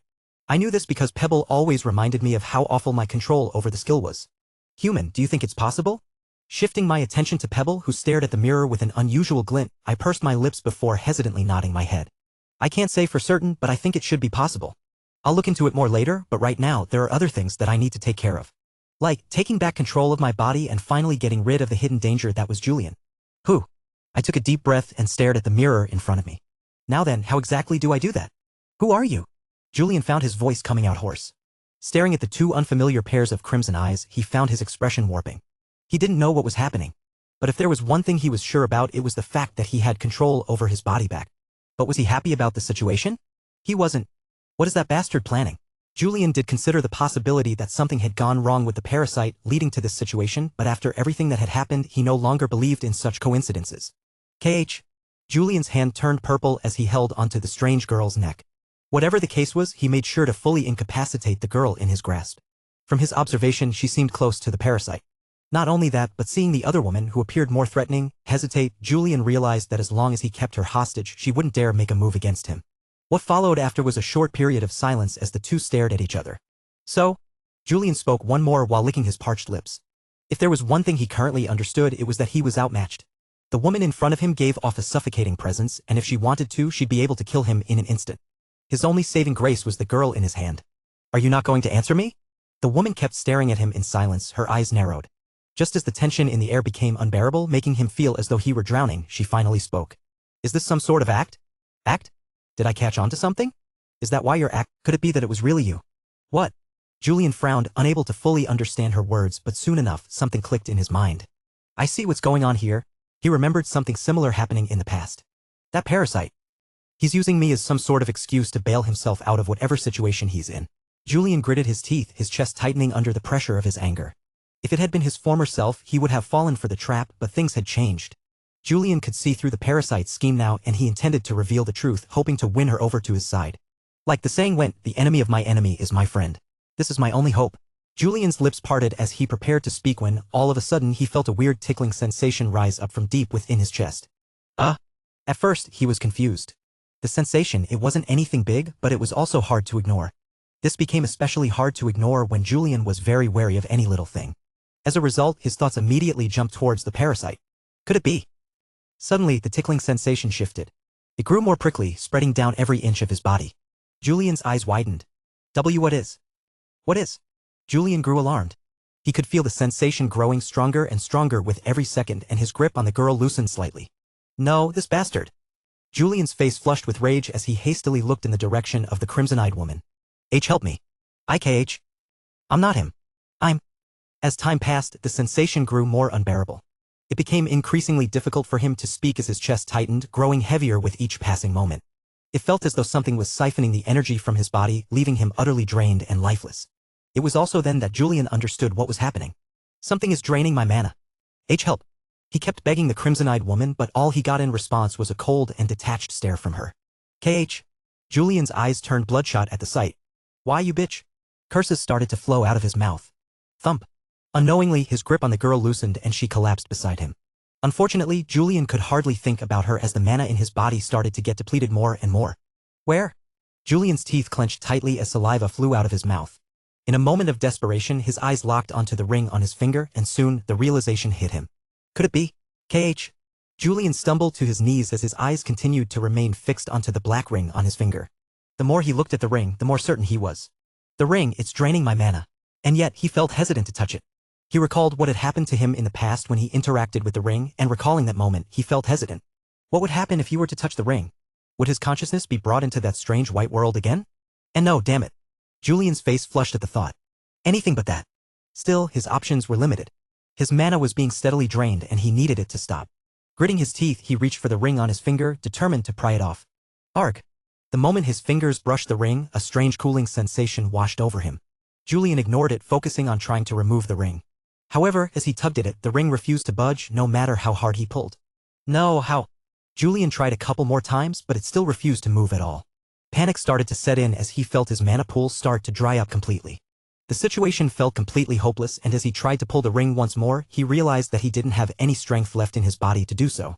Ah! Thump! He fell on his back right after. The world around him started to spin, and his vision grew blurry. As he lay on the floor, his body convulsing uncontrollably, he could see the ceiling above him. Ah fuck! Julian was overcome with a sense of despair. Why was this happening to him? All he wanted was to have his own body back. This was his body. Nobody else's. He didn't want to go back to the endless world of darkness that had confined him over the past year or so. He'd rather die than go back to that. Whack! Julian clutched his chest. He felt frustrated by the situation. He didn't ask for any of this, and yet. You're frustrated, aren't you? A voice suddenly whispered into Julian's head. Startled, Julian found himself standing in front of a white world. Within the white world, he saw a tall and gigantic palace. And standing before the palace was a figure identical to him, holding a silver mirror. By his shoulder sat a black cat, gazing in his direction with a curious expression. You. Julian's eyes burned with rage as he lunged at him, but just as he moved, the parasite flicked his hand. In an instant, Julian's body grew unbearably heavy, forcing him to his knees. What? I'm sorry about that. Taking a few steps forward, the parasite stood before Julian, his eyes looking down on Julian, who raised his head to look back at him. In that moment, as he locked eyes with the parasite, all of Julian's struggle faded away. He had only ever seen such eyes from his father in the past. Those cold and detached eyes. Right there, he understood that whatever he said, the parasite wouldn't care at all. I know this isn't truly my body, it's yours. I also understand how much you've suffered over the years, and I won't stand here telling you that you deserve this, even after everything you've been through in the past. But, the parasite said, his voice seemingly emotionless. I need this body. I really do. No, what that? Julian suddenly started to have a terrible feeling as he looked up to see the parasite looking directly at the mirror in his hands. In order to accomplish my goal, I need this body, and your constant attempts at trying to get it back have been hindering my plans. That's why I have to do this. Julian closed his eyes and shifted his attention to his arm. He felt tempted for a moment to use the second leaf on Julian, to see his past and what made him the way he was, but he knew this wasn't the time yet. He knew he'd have time for it later. Therefore, I'll make this quick. Suddenly, the mirror was held up and flipped over. Julian's face changed drastically as he tried to look away, but before he could turn his head, a pair of paws pressed against his face, forcing him to face the mirror. There, he caught a glimpse of his own reflection. Ach! The moment Julian caught a glimpse of his reflection, a brilliant glow erupted from the mirror. Before he could react, he felt his face being pulled toward it as if the mirror were sucking him in. No. Julian's struggle merely lasted a second before his figure completely faded, leaving nothing behind. The world grew quiet shortly after his disappearance as Julian closed his eyes and let out a long breath. He didn't feel any particular way doing this. For his goal and for his future, he had to do this. He felt no pity or sadness. Just a little bit of sympathy. Opening his eyes again, Julian put the mirror away and looked up. Goodbye. For good. I hope. Chapter 564, Kidnapped 1. The moment I opened my eyes, I found myself lying on the ground, completely paralyzed. My mana was depleted and I could feel multiple restraints all over my body, holding me in place and making any movement impossible. Ah shit. Opposite me was a pair of crimson eyes, staring coldly at me. I felt my left brow twitch. Yeah, I saw this coming from miles away. This entire scenario was the same exact scenario that I expected to occur after regaining control over my body. While the circumstances were indeed bad for me, I wasn't necessarily too concerned. I didn't think Rose had it in her to kill me or Kira. She was not what she appeared to be on the outside. Why, you can release me now. I'm good. When I opened my mouth to speak, my voice came out rather hoarse. This was to be expected considering what my body had just gone through. Alongside my voice, my entire body was also suffering. I could feel faint convulsions in my feet and arms with small pulses of pain flickering in and out of my mind. They weren't unbearable, just bothersome. But the most burdensome thing right now wasn't the pain. No, it was her gaze. Staring at me in silence, Rose's eyes were squinted. I couldn't tell what she was thinking at all. Was she still thinking about what had happened before? Was I able to get rid of her suspicions? Or, the silence felt suffocating, and just as I found it to be unbearable, her mouth finally parted open. Is that why you're looking for the mirror? It took an instant to understand her words, and the moment I did, I furrowed my brows and didn't answer immediately. It was only after a few seconds had passed that I finally nodded my head. Yes. At the same time, I glanced over at Kira, who was lying next to me. She looked unusually pale, and although she wasn't bound like I was, she certainly didn't seem to be in the best condition. What exactly happened to her? Seeing how she's glaring at me, perhaps Julian did something to her. Yeah, who was I kidding? That was probably what happened. I've had trouble controlling it, that's why I asked Kira to help me. She refused though. She did. Rose's gaze shifted towards Kira, who tilted her head and glared back at her. Like I said, I have no fucking clue as to where it is. How many times have I fucking told you? I wouldn't have believed her in the past, but now I do. After all, I had the mirror. Rose's eyes squinted as though she didn't fully believe her niece. Kira shot her an even harsher glare, and for the next few seconds, the two of them stood face to face, locked in a silent stare-down like an aunt and niece caught in some sort of showdown. I took the time to look around me and find some sort of way to get out of my current situation. There were several ideas that came to my mind, but before I even had the time to properly act on them, Rose's head suddenly flicked to face the window of the room. Her expression changed subtly before shifting in my direction. All of a sudden, a suffocating pressure burst out of her body. Was it you? What? Startled, I tried to look in the direction of where she was looking but found my neck locked into place. What is happening? Kira also looked surprised as she looked back, but she didn't seem to spot anything and her head tilted in confusion. I don't see anything. What sort of eek? Damn it. Cursing under her breath, Rose's figure blurred and disappeared from my sight. Before I could make sense of what was happening, I heard Kira yelp beside me and then felt something press against my waist, lifting me off the ground. Ah! Powerless, I could only watch the ground distance itself from me. By the time I grasped what was happening, a deafening crash echoed through the air and the sound of shattering glass filled the room. Crashy. My hair started to flutter as my vision shifted and we appeared outside of the window, falling toward the ground. That was when I truly understood what was happening. I'm being kidnapped. Great. Kaya. That was Kira, not me. A few moments prior, in Aoife's room. How far are they? They should be here anytime soon. That's faster than expected. Evelyn said, looking at the time. It had only been about 15 minutes since Aoife had called for help from the Empire. She had originally said it would take an hour, but surprisingly, they arrived a lot earlier than that. Aoife also looked pleasantly surprised, but upon further thought, this was to be expected. The royal family had forces stationed in every major household. They claimed it was for assistance whenever needed, but the reality was far different. It really was more there to keep most of the households in check. Although they claimed to stay out of disputes between the households, if any conflict put the royal family at a disadvantage, they would quietly step in and intervene behind the scenes. The forces that were coming were such forces. I've called Leon and the others to come. I'll fill them in on the situation. I think they also noticed something wrong with Kira. Yes, that's a good idea. Right on cue, someone knocked on the door. To talk. It was Leon and the others. What happened? Taking a look around the room, Leon frowned while looking at them. Seeing how Aoife said it was urgent, he didn't really have a good feeling about the situation. He would have normally been more prepared, but lately, ever since that incident, his mind had felt like it had been in a deep fog. Everything he thought felt heavy and he found it hard to think properly. He tried his best not to show it externally, but Julian was able to catch on pretty quickly. It couldn't be helped. Leon needed some time to properly adjust to the situation. After all. Where's Julian? Looking around, Leon suddenly noticed that Julian wasn't present. Looking behind him, Caius, Amel, and Kalian were with him. On the other hand, the only two people who were missing were Kira and Julian. Leon's eyes closed. I should have seen this coming. After all, Julian is here. He knew at that moment that his worries weren't unfounded.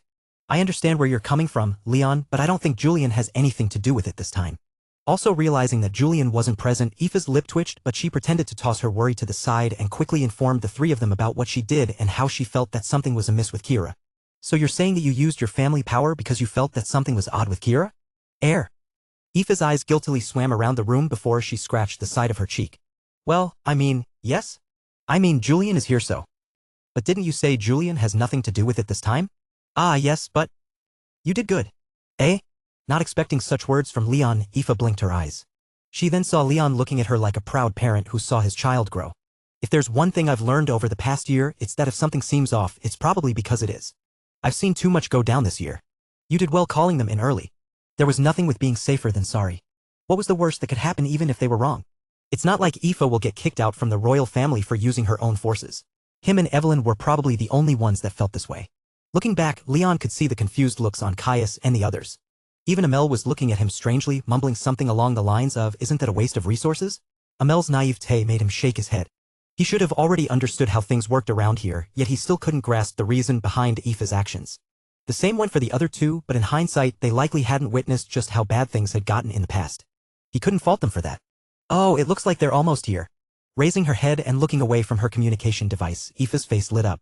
She was about to say a few more words when, all of a sudden, the sound of glass shattering echoed from above. Crash. As if in sync, all heads flicked in the direction of the window where a figure walled down. Given everyone's considerable strength, they watched in slow motion as a figure leaped down from the floor above, clutching what seemed to be two other figures on each shoulder. In that brief moment, Leon's gaze met a pair of hazel eyes that seemed hollow, as if tired of everything. So that's where you were. The two locked eyes for the briefest of moments before finally disappearing from view. Kaya! A muffled scream echoed shortly after. The room turned silent shortly after that as Aoife's mouth remained open, unable to utter a single word. Neither could Evelyn and the others as they blinked their eyes, unable to fully grasp what had happened. The only one who was able to remain calm was Leon, who closed his eyes and sighed. I need a raise.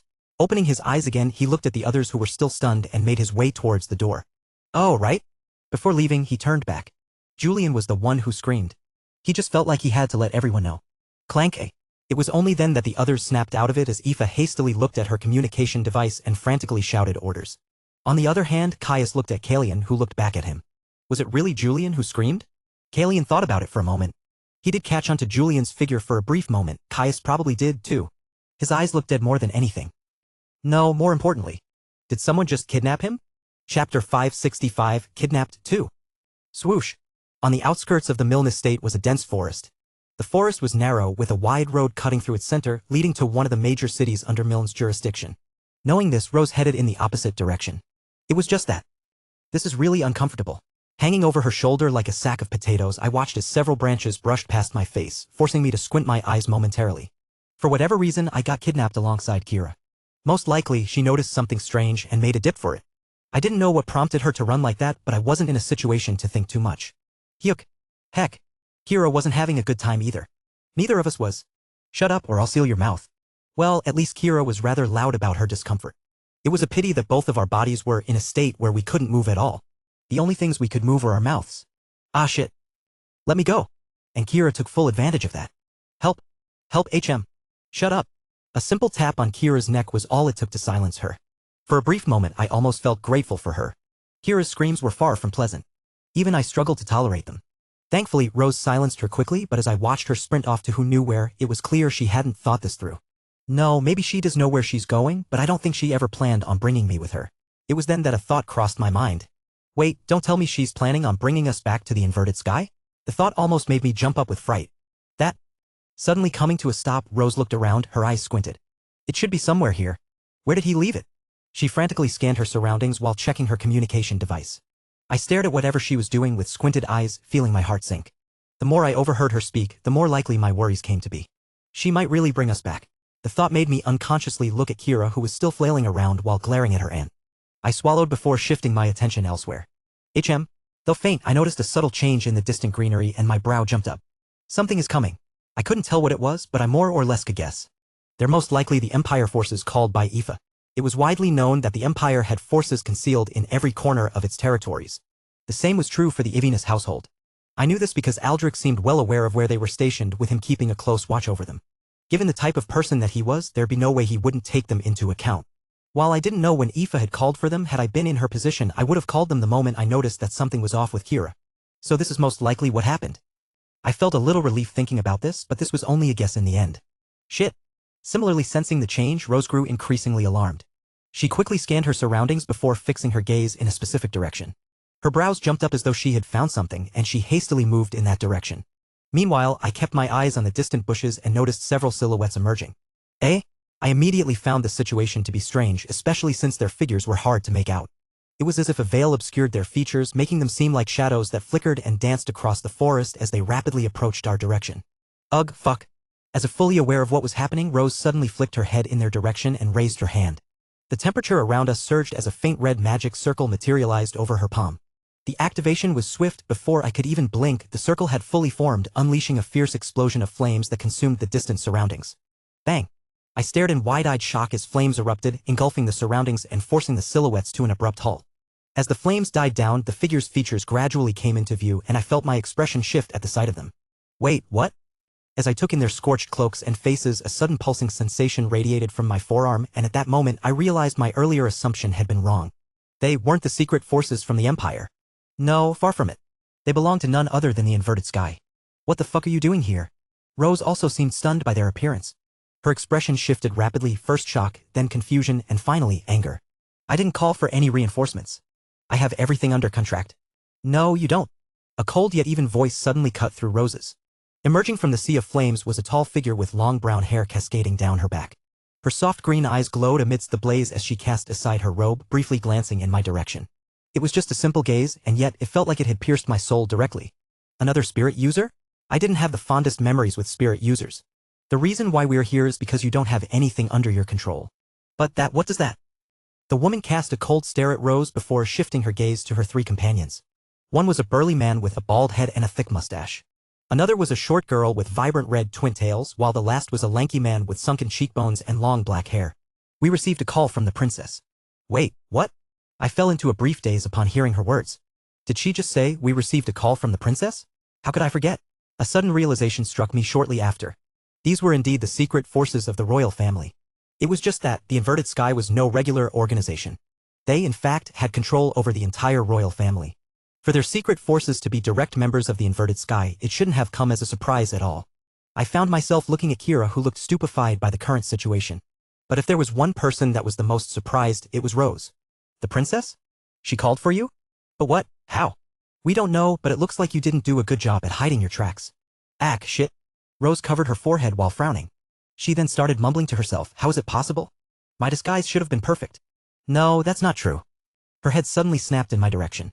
It was almost as if she had a sudden enlightenment, but I shook my head. Not me. Her disguise was indeed great, but it was ineffective against me for one specific reason. The bone from the melancholy of pursuit. It turned out that the skill I had acquired from it also functioned passively, a pleasant surprise, and the very reason I was able to see through her disguise. What next? Seeing that they were all on the same side, Rose appeared a little bit calmer. Should we pretend to fight and all of that before I get away, or? No. The woman in the lead shook her head, staring coldly at Rose and then Kira. The two of you will die. Eh? All of a sudden, the atmosphere turned cold. As Rose's face changed, Kira also experienced a change in expression as her eyes shook. Wait, what are you talking about? Why would you kill me? Do you have any idea how much I've sacrificed for this organization? Why would you, All you've achieved is repeated failures. Rose was once again coldly interrupted by the woman. While it's true that you've accomplished a great deal, you've also had over a decade to find the astral mirror. Where is it? I don't know. I've tried looking for it, but it's gone. I could have sworn that. Is it that you don't know, or you're just not telling us? What? The tension in the air thickened as the two figures stepped forward, their presence amplifying the suffocating atmosphere. With just a glance, I could tell they were stronger than me. At the very least, tier 6 and above. Most likely 7. I wanted to curse at the sudden development. As things stood, there was no way Rose could beat the four of them, let alone Kira, who was on the ground, staring at the scene with a pale face. You think I'm not telling you the truth on purpose? Why would I do that? If I really did know, I'd say it. Is that so? The woman raised her brow, her expression questioning. I could see a shift in Rose's expression as the woman suddenly extended her finger and pointed in Kira's direction. What happened next unfolded so quickly that I could barely keep up. Bang! Before I could react, a loud bang echoed through the air as a figure flickered before Kira, sending a rush of wind that made my hair whip back. Drip! Drip! A faint dripping sound followed, echoing through the tense air. Rose came into view, clutching what seemed to be her own hand, blood trickling down from her fingers. She stood before Kira as the woman from before lowered her hand. As expected, our guesses weren't wrong. Guess? What guess? Rose said through her bloodshot eyes. Indifferently gazing at Rose, the woman adjusted her black uniform, adorned with golden padding and medals. Then, retrieving a golden insignia from her pocket, she carefully affixed it just beside her shoulder. That insignia! I recognized it in an instant. It was the Megrail insignia. You were lying to us. You never truly searched for the mirror. Instead, you stalled for time, giving your niece the chance to grow stronger. Strong enough to oppose us? Strong enough to survive? Smiling, the woman turned her gaze to Kira, whose pale face bore a dazed expression as she stared at her aunt in shock. The entire series of events had probably shaken her to the core. This was especially after overhearing the woman's next words. Well, at least you were smart enough to know what would happen to her once she stopped being useful to us. Chapter 566, Why do you keep haunting me? 1. The entire series of events that were currently unfolding were completely out of my expectations. Was it because I had completely overlooked just how influential the Inverted Sky was? No, that's not the case at all. I was aware of their influence. There were times when I did overlook it, but that was mainly because they tended to never exert or use their influence within the Megrail household. But it looks like I was wrong. Not only did they show up as reinforcements from the princess, but they were also here to get rid of both Kira and her aunt. Given by how they hadn't mentioned me, it was safe to say that they were aware of who I was. It was just that. Things will get extremely messy if Kira dies. I looked towards one of my active quests. Main quest activated, prevent the Calamities from awakening or dying. It was my longest active quest and the first quest that I had received. As far as I cared, Rose could die, but Kira couldn't. Absolutely not. But how? How am I supposed to stop this? My head started to spin with all sorts of thoughts, and unknowingly, I found my head turning to stare in Kira's direction. Her expression was lost, almost dazed. At that moment, I wanted nothing more than to stand up and knock her out. Only that way would I be able to talk my way into sparing her. The fact that I was part of the inverted sky wasn't something I wanted her to know. It was just that. I can't move at all, and even if I can, it'll be complicated. Kira knew too much. The fact that there were spies working in the Migral family was something that she wasn't supposed to know. The reason why they had to kill her was obvious. Ah shit. I pressed my lips tightly and tried to think of a way to get out of the situation. As things stood, even if I were capable of moving, I wouldn't have been able to beat them at all. They were stronger than I was. The only way for me to do something to them was through a mode of magic, but would they even allow me to get close enough to them without giving anything away to Kira? This entire scenario. It's messed up. This situation is fucked. Rose's gaze locked onto the figures before her, her fingers twitching as glowing magic circles formed in her mind. Her domain simmered beneath the surface, ready to explode at a moment's notice. She was outmatched at this moment. There was no denying the reality of her situation. This became especially clear to her the moment she recognized the figures standing before her. They're the Crimson Squad of the High Seat of Power. Within the inverted sky, there existed 7 main seats. The strength of each high seat varied, with the general strength at around 8 or higher. To be a high seat, strength wasn't the only important thing. Each seat had its own forces, with each having its own system. The Crimson Squad was one of the most renowned units within the inverted sky. Its reputation stemmed not only from its affiliation with the High Seat of Power, but because the forces belonging to the High Seat of Power were said to be the strongest within the inverted sky. Far stronger than Dawn's forces, but that was merely due to the fact that Dawn wasn't one to care about forces. He alone could flatten all forces. To make matters even worse, the woman standing before Rose was said to have been one of the previous candidates for the low seat of power, losing it to the current leader, who went on to become the current high seat.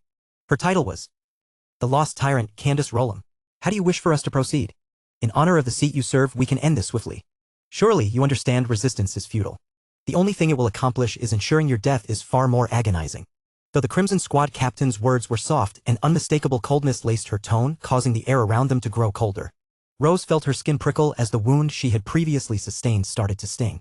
I'll give you 10 seconds to consider your answer carefully. If you remain silent, I'll take it as a choice for the second option. As if? Rose clenched her teeth, her eyes secretly scanning her surroundings. Somewhere nearby, a device was hidden, her key to escape. She had arranged for it to be placed in advance, a safeguard in case things went south. And now that they had, she realized with a sinking feeling that it was nowhere in sight. Where is it? Without it, she'd have no hope of getting out. No, she didn't even care about herself. Even if she didn't get away, at the very least. It was then that Rose's gaze fell on Julian and a thought struck her. Wait, maybe? But before the thought could fully take shape, a blur flashed before her eyes and the hairs on the back of her neck rose in alarm. See crap. A powerful blow struck her arms just as she managed to cross them in defense, sending her hurtling backward, crashing through several trees. Bang. Ugh. Rose stumbled onto all four as her world started to spin. What in the world? Don't even think about it. A soft voice whispered in her ear as she lifted her head, only to find a figure kneeling before her, cold eyes staring down at her. I was originally planning on giving you 10 seconds, but it looks like I was being too soft on you. We can't have you hurt him. That'll create too much of a headache for all of us. Dawn isn't someone that anyone wishes to offend. A hand suddenly stretched toward Rose. In the blink of an eye, it expanded, growing larger as it reached for her head. At the same time, Rose noticed the Crimson Squad leader's eyes shift abruptly, slack and nearly transparent. Alarm bells rang in Rose's mind as ferocious flames erupted from her body. Though she wasn't fully aware of what she was trying to do, all she knew was that she needed to act quickly. Swoosh! Without an ounce of hesitation, she brought her head towards the approaching Plam. Although she understood that if the palm touched her it would have disastrous consequences, she also understood that the Crimson Squad leader would need to sacrifice her hand in order to do so. It was just a matter of determining how far she was willing to go to her. Would she be crazy enough to sacrifice her hand, or? As expected, she wasn't. The moment Rose brought her head forward, the Crimson Squad leader frowned. She could see through what Rose was planning and swiftly stopped herself. Rose took the opportunity to press against the ground and swiftly retreat from the spot. Ha! Ha! Her breathing was heavy and her hair was slightly disheveled, but otherwise she was fine. The Crimson Squad leader stood a few feet away, first staring at her own hand before shifting her gaze back to Rose. Haha! Rose laughed, her chest slowly starting to grow even. The situation was dire, yet amidst the danger Rose felt a spark of excitement. How long has it been since I've last fought with someone so strong? She licked her lips and prepared to go on the offensive when. Suddenly, not far from the Crimson Squad leader, a familiar figure leaned against one of the three, gazing at her with a familiar half-smile. Rose felt her entire mind grow numb. What? That? How is it possible for her to be here? She's dead. It's impossible. Her entire mind screamed at the sight that greeted her, and it was also that small distraction that created the perfect opening for Crimson Squad leader to exploit as her figure faded, arriving before Rose in the span of half a second. By the time Rose grasped what had happened, it was too late. A force struck her stomach, lifting her off the ground and hurling her back onto several trees. Yuck! The force of the impact left her at a complete loss for breath, knocking the wind out of her. By the time she understood what had happened, she was on all fours, her arms trembling as she struggled to push herself up. Pathetic. A voice suddenly whispered in her mind. It was an all-too-familiar voice, bringing Rose to a daze once more. As she slowly lifted her head, a familiar figure came into view, gazing down at her with that usual soft-eyed look. Is this really the best you can do? Aish, and here I thought you could protect Key. I was wrong. I was very wrong. No, Swoosh. A hand phased through her sister's body, hurtling toward her quickly. Rose's pupils quickly dilated as she rolled to the side. Ugh! She quickly tensed her stomach and kicked the ground, propelling herself in the air as she twisted her body and created some distance. HAA! Ha! When she looked back, the Crimson Squad leader stood not far away, gazing at her with a calm, unwavering stare. She was taking this calmly. Way too calmly. As though she was confused about something. You look distracted. The Crimson Squad leader said, her head cocking to the side. Is something wrong? The question was asked more to satisfy her curiosity than for the general well-being of Rose. From the very start to finish, she had made it very obvious that she was going to make the experience a painful one. With no external forces threatening to make an appearance, she felt like she had all the time in the world to do whatever she wanted to do.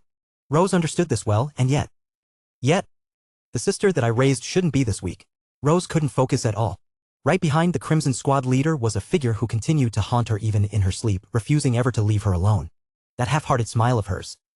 Well, if you don't want to suffer, you can always take the easy way out. Bringing her hands towards her neck, she smiled at Rose. It's not hard. I've done it. You can too. Why? Why do you keep haunting me? Chapter 567. Why do you keep haunting me? 2. I'm haunting you? Is that how you see things to be?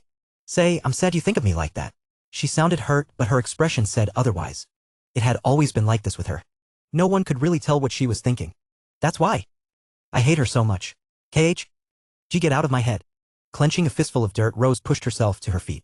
The entire time, the Crimson Squad leader remained still, staring at Rose with an odd expression as she quietly looked around. Get out of my head? Is there someone here? Rose's current behavior was throwing her off. Did she simply lose her mind, or was there more to her words than she let on? Well, it's not too difficult to know. The Crimson Squad leader closed her eyes for a brief moment before opening them again, revealing a pair of fully transparent ones. Almost instantly, the scenery around them shifted, dissolving into a hollow, translucent one that only displayed the faint outlines of everything that used to be around them. Noticing the abrupt shift, Rose's pupils shrank. Bang! She kicked off the ground, trying to put distance between herself and the Crimson Squad leader, but she was a moment too late. The world around her twisted, and she found herself on the verge of getting swallowed up by the domain. With no other options, Rose's eyes turned a deep, glowing red, her face paling as a domain writhed forth from her body. It surged outward, colliding head-on with the Crimson Squad leader's domain. Boom-I! A surge of pressurized wind exploded from the clash of their domains, ripping through the air and shattering everything in its path. The ground was overturned and several trees were uprooted. Their simple clash caused the scenery around them to change completely as Rose was forced several steps back. Yuck! Unfortunately, she was at a disadvantage, having activated her domain just a fraction too late. The delay left her struggling against the momentum of the Crimson Squad leader's domain. Although she allowed herself not to be swept by her domain, she was still forced back with an injury. Shit! Rose's chest heaved unevenly as she shot a glare toward her sister, who stood just behind the Crimson Squad leader. Leaning casually against one of the few remaining trees, her sister watched with an intrigued expression, eyes locked onto her. Should you really be focused on this fight? She suddenly pointed behind herself. Why don't you look at Key? It looks like they're taking action now. Are you going to let her die? It was then that Rose's gaze shifted past the Crimson Squad leader, finally noticing the 3 other members of the Crimson Squad springing into action, their eyes locked firmly on Kira. Ah shit. Rose quickly bolted in Kira's direction, her figure fading from sight. Unfortunately for her, her actions were extremely easy to read as the Crimson Squad leader's eyes flashed, her hand reaching in the direction where she predicted Rose to appear. Just as Rose was about to surge past the Crimson Squad leader, her foot suddenly grounded itself, stopping her momentum. In an instant, she twisted her body, turning to face the Crimson Squad leader head-on. This unexpected action threw the Crimson Squad leader off guard, but she was quick to react and whipped her hand in the direction of Rose. Her movements were swift and precise, yet just as her hand was about to reach its target, Rose smirked. A faint light flickered around her and a small barrier materialized, preventing the squad leader's hand from reaching her head. This was a skill she usually kept hidden, one granted by a bone she had absorbed, only revealing it in moments of absolute necessity to catch her opponents off guard. Without hesitation, Rose struck back, thrusting her palm towards the Crimson Squad leader's exposed abdomen. Bang! The attack struck and the squad leader was thrust back several steps. That was all Rose needed as she immediately dashed in Kira's direction. Her expression tightened as she spotted the remaining members closing in.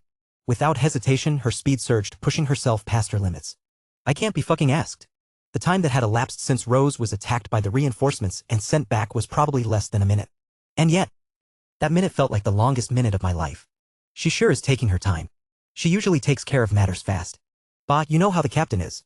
She likes to test herself against strong opponents. That's also why she failed to become the low seat. She's too addicted to battle. Yes, that's true. While overlooking the fight from a spot not far from me, I could hear the conversation coming from the other members of the squad. Failed to become a low seat? Addicted to battle? Captain?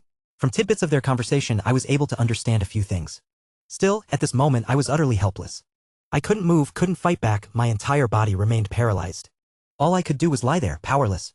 My life wasn't in any danger, but I still felt useless. This sensation. It's frustrating. To make matters worse, looking into the distance, I could see that Rose was slowly starting to lose the battle. It wasn't that she was weaker, but something about her felt off. Almost as if her head wasn't in the right place. The fight should be almost over. How about we start with our job? Oh, right? Who wants to do it? Eavesdropping on their conversation, my heart nearly leaped out of my chest. I quickly turned my head toward them only to find their gazes fixed intently on Kira. Shit. I clenched my teeth and tried to move, but my body refused to budge. I'll do it. The burly one in the group stepped forward, moving in our direction. His massive frame cast a looming shadow over me as he came to a halt before Kira, who looked up at him, her face pale. She opened her mouth, but no words came out. It was also then that she turned her head in my direction. In that moment I saw it, the trembling in her eyes. She looked scared. I could only stare back at her, my eyes locked towards the quest window in front of me. Main quest activated, prevent the calamities from awakening or dying. I found myself biting my lips hard. There was a way for me to stop all of this. All I needed to do was order them and they would probably listen. Even if they didn't, I had other means to make them stop. But that would practically give away the fact that I was from the inverted sky. Could I afford to do it? It's not a matter of whether I can afford or can't afford to. I have no choice but to do it. Failing the quest wasn't an option. I had a feeling that everything that I was doing was closely related to this very first quest. If I somehow failed it, I can't. I just can't. I clenched my teeth and raised my head back up, staring straight at the burly man who looked at Kira. My heart pounded against my throat as I parted my lips to speak, but just as the words were about to escape, something flashed before my vision. Bang! The towering, burly man vanished from my sight in an instant, only to reappear in the distance, his massive frame crashing through several trees with a thunderous impact. In his place stood a tired figure, her hair disheveled, her crimson eyes locked onto Kira with an intense yet worried expression. Casting a quick look in my direction, too, she hastily bent down and pressed her finger against my neck and Kira's. In that instant, it was as if a switch had been flipped, all my senses came rushing back, and I realized I could move again. Was this some sort of bone skill? You, use that skill of yours and get her out of here. Skill? What skill? I fell into a slight state of confusion. Fuck off. But before I could even process the meaning of her words, a powerful blow struck my ribs and the force sent me hurtling away. Swoosh. A scorching wave of heat washed over me moments later as flames erupted around the area, consuming everything in their path. Thump. Landing onto the ground, I pressed my hand against my ribs. Ugh. That fucking hurt. Looking around me, I saw Kira not far from me, her eyes locked in the direction of where her aunt used to be. The flames swallowed everything around me, their intensity making it nearly impossible to see through the blazing inferno. What is going on? Kira's voice cut through the crackling flames, barely reaching me through the roaring inferno. With a pale face, she slowly turned her head to face me. My entire life. I believed my aunt was responsible for everything, and yet. I know. What do you mean you know? You don't. You. Now is not the time. I pressed my finger over my mouth, activating Lament of Lies and blending our figures with the surrounding fire. At the same time, I looked around to see several dots in the distance.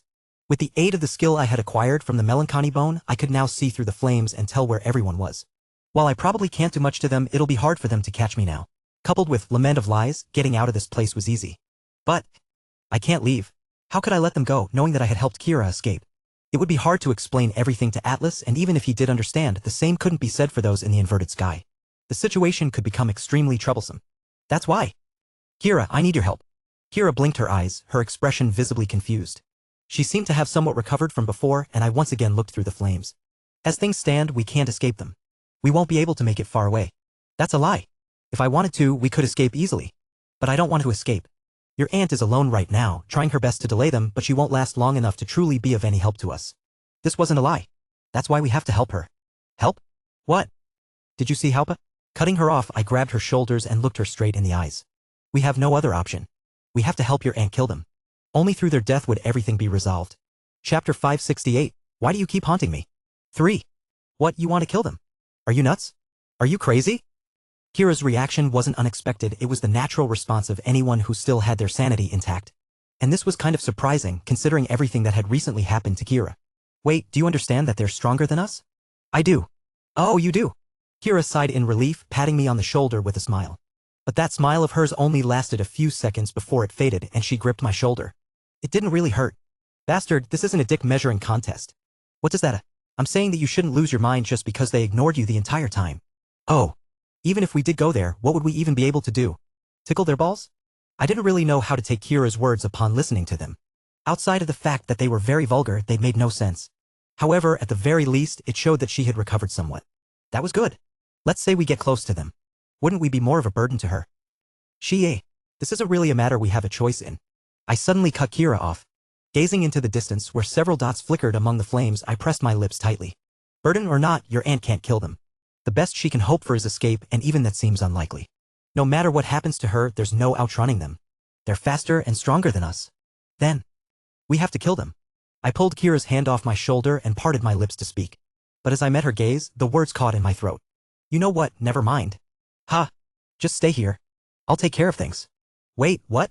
Kira tried to pull me back, but I managed to avoid her hand without any problems. I had intended to work with her at the start, but upon thinking about it, I realized it wasn't needed. I could handle this alone. This wasn't the first time I had gone through something like this. Yeah, she'll just be a burden anyway. This was the cold truth.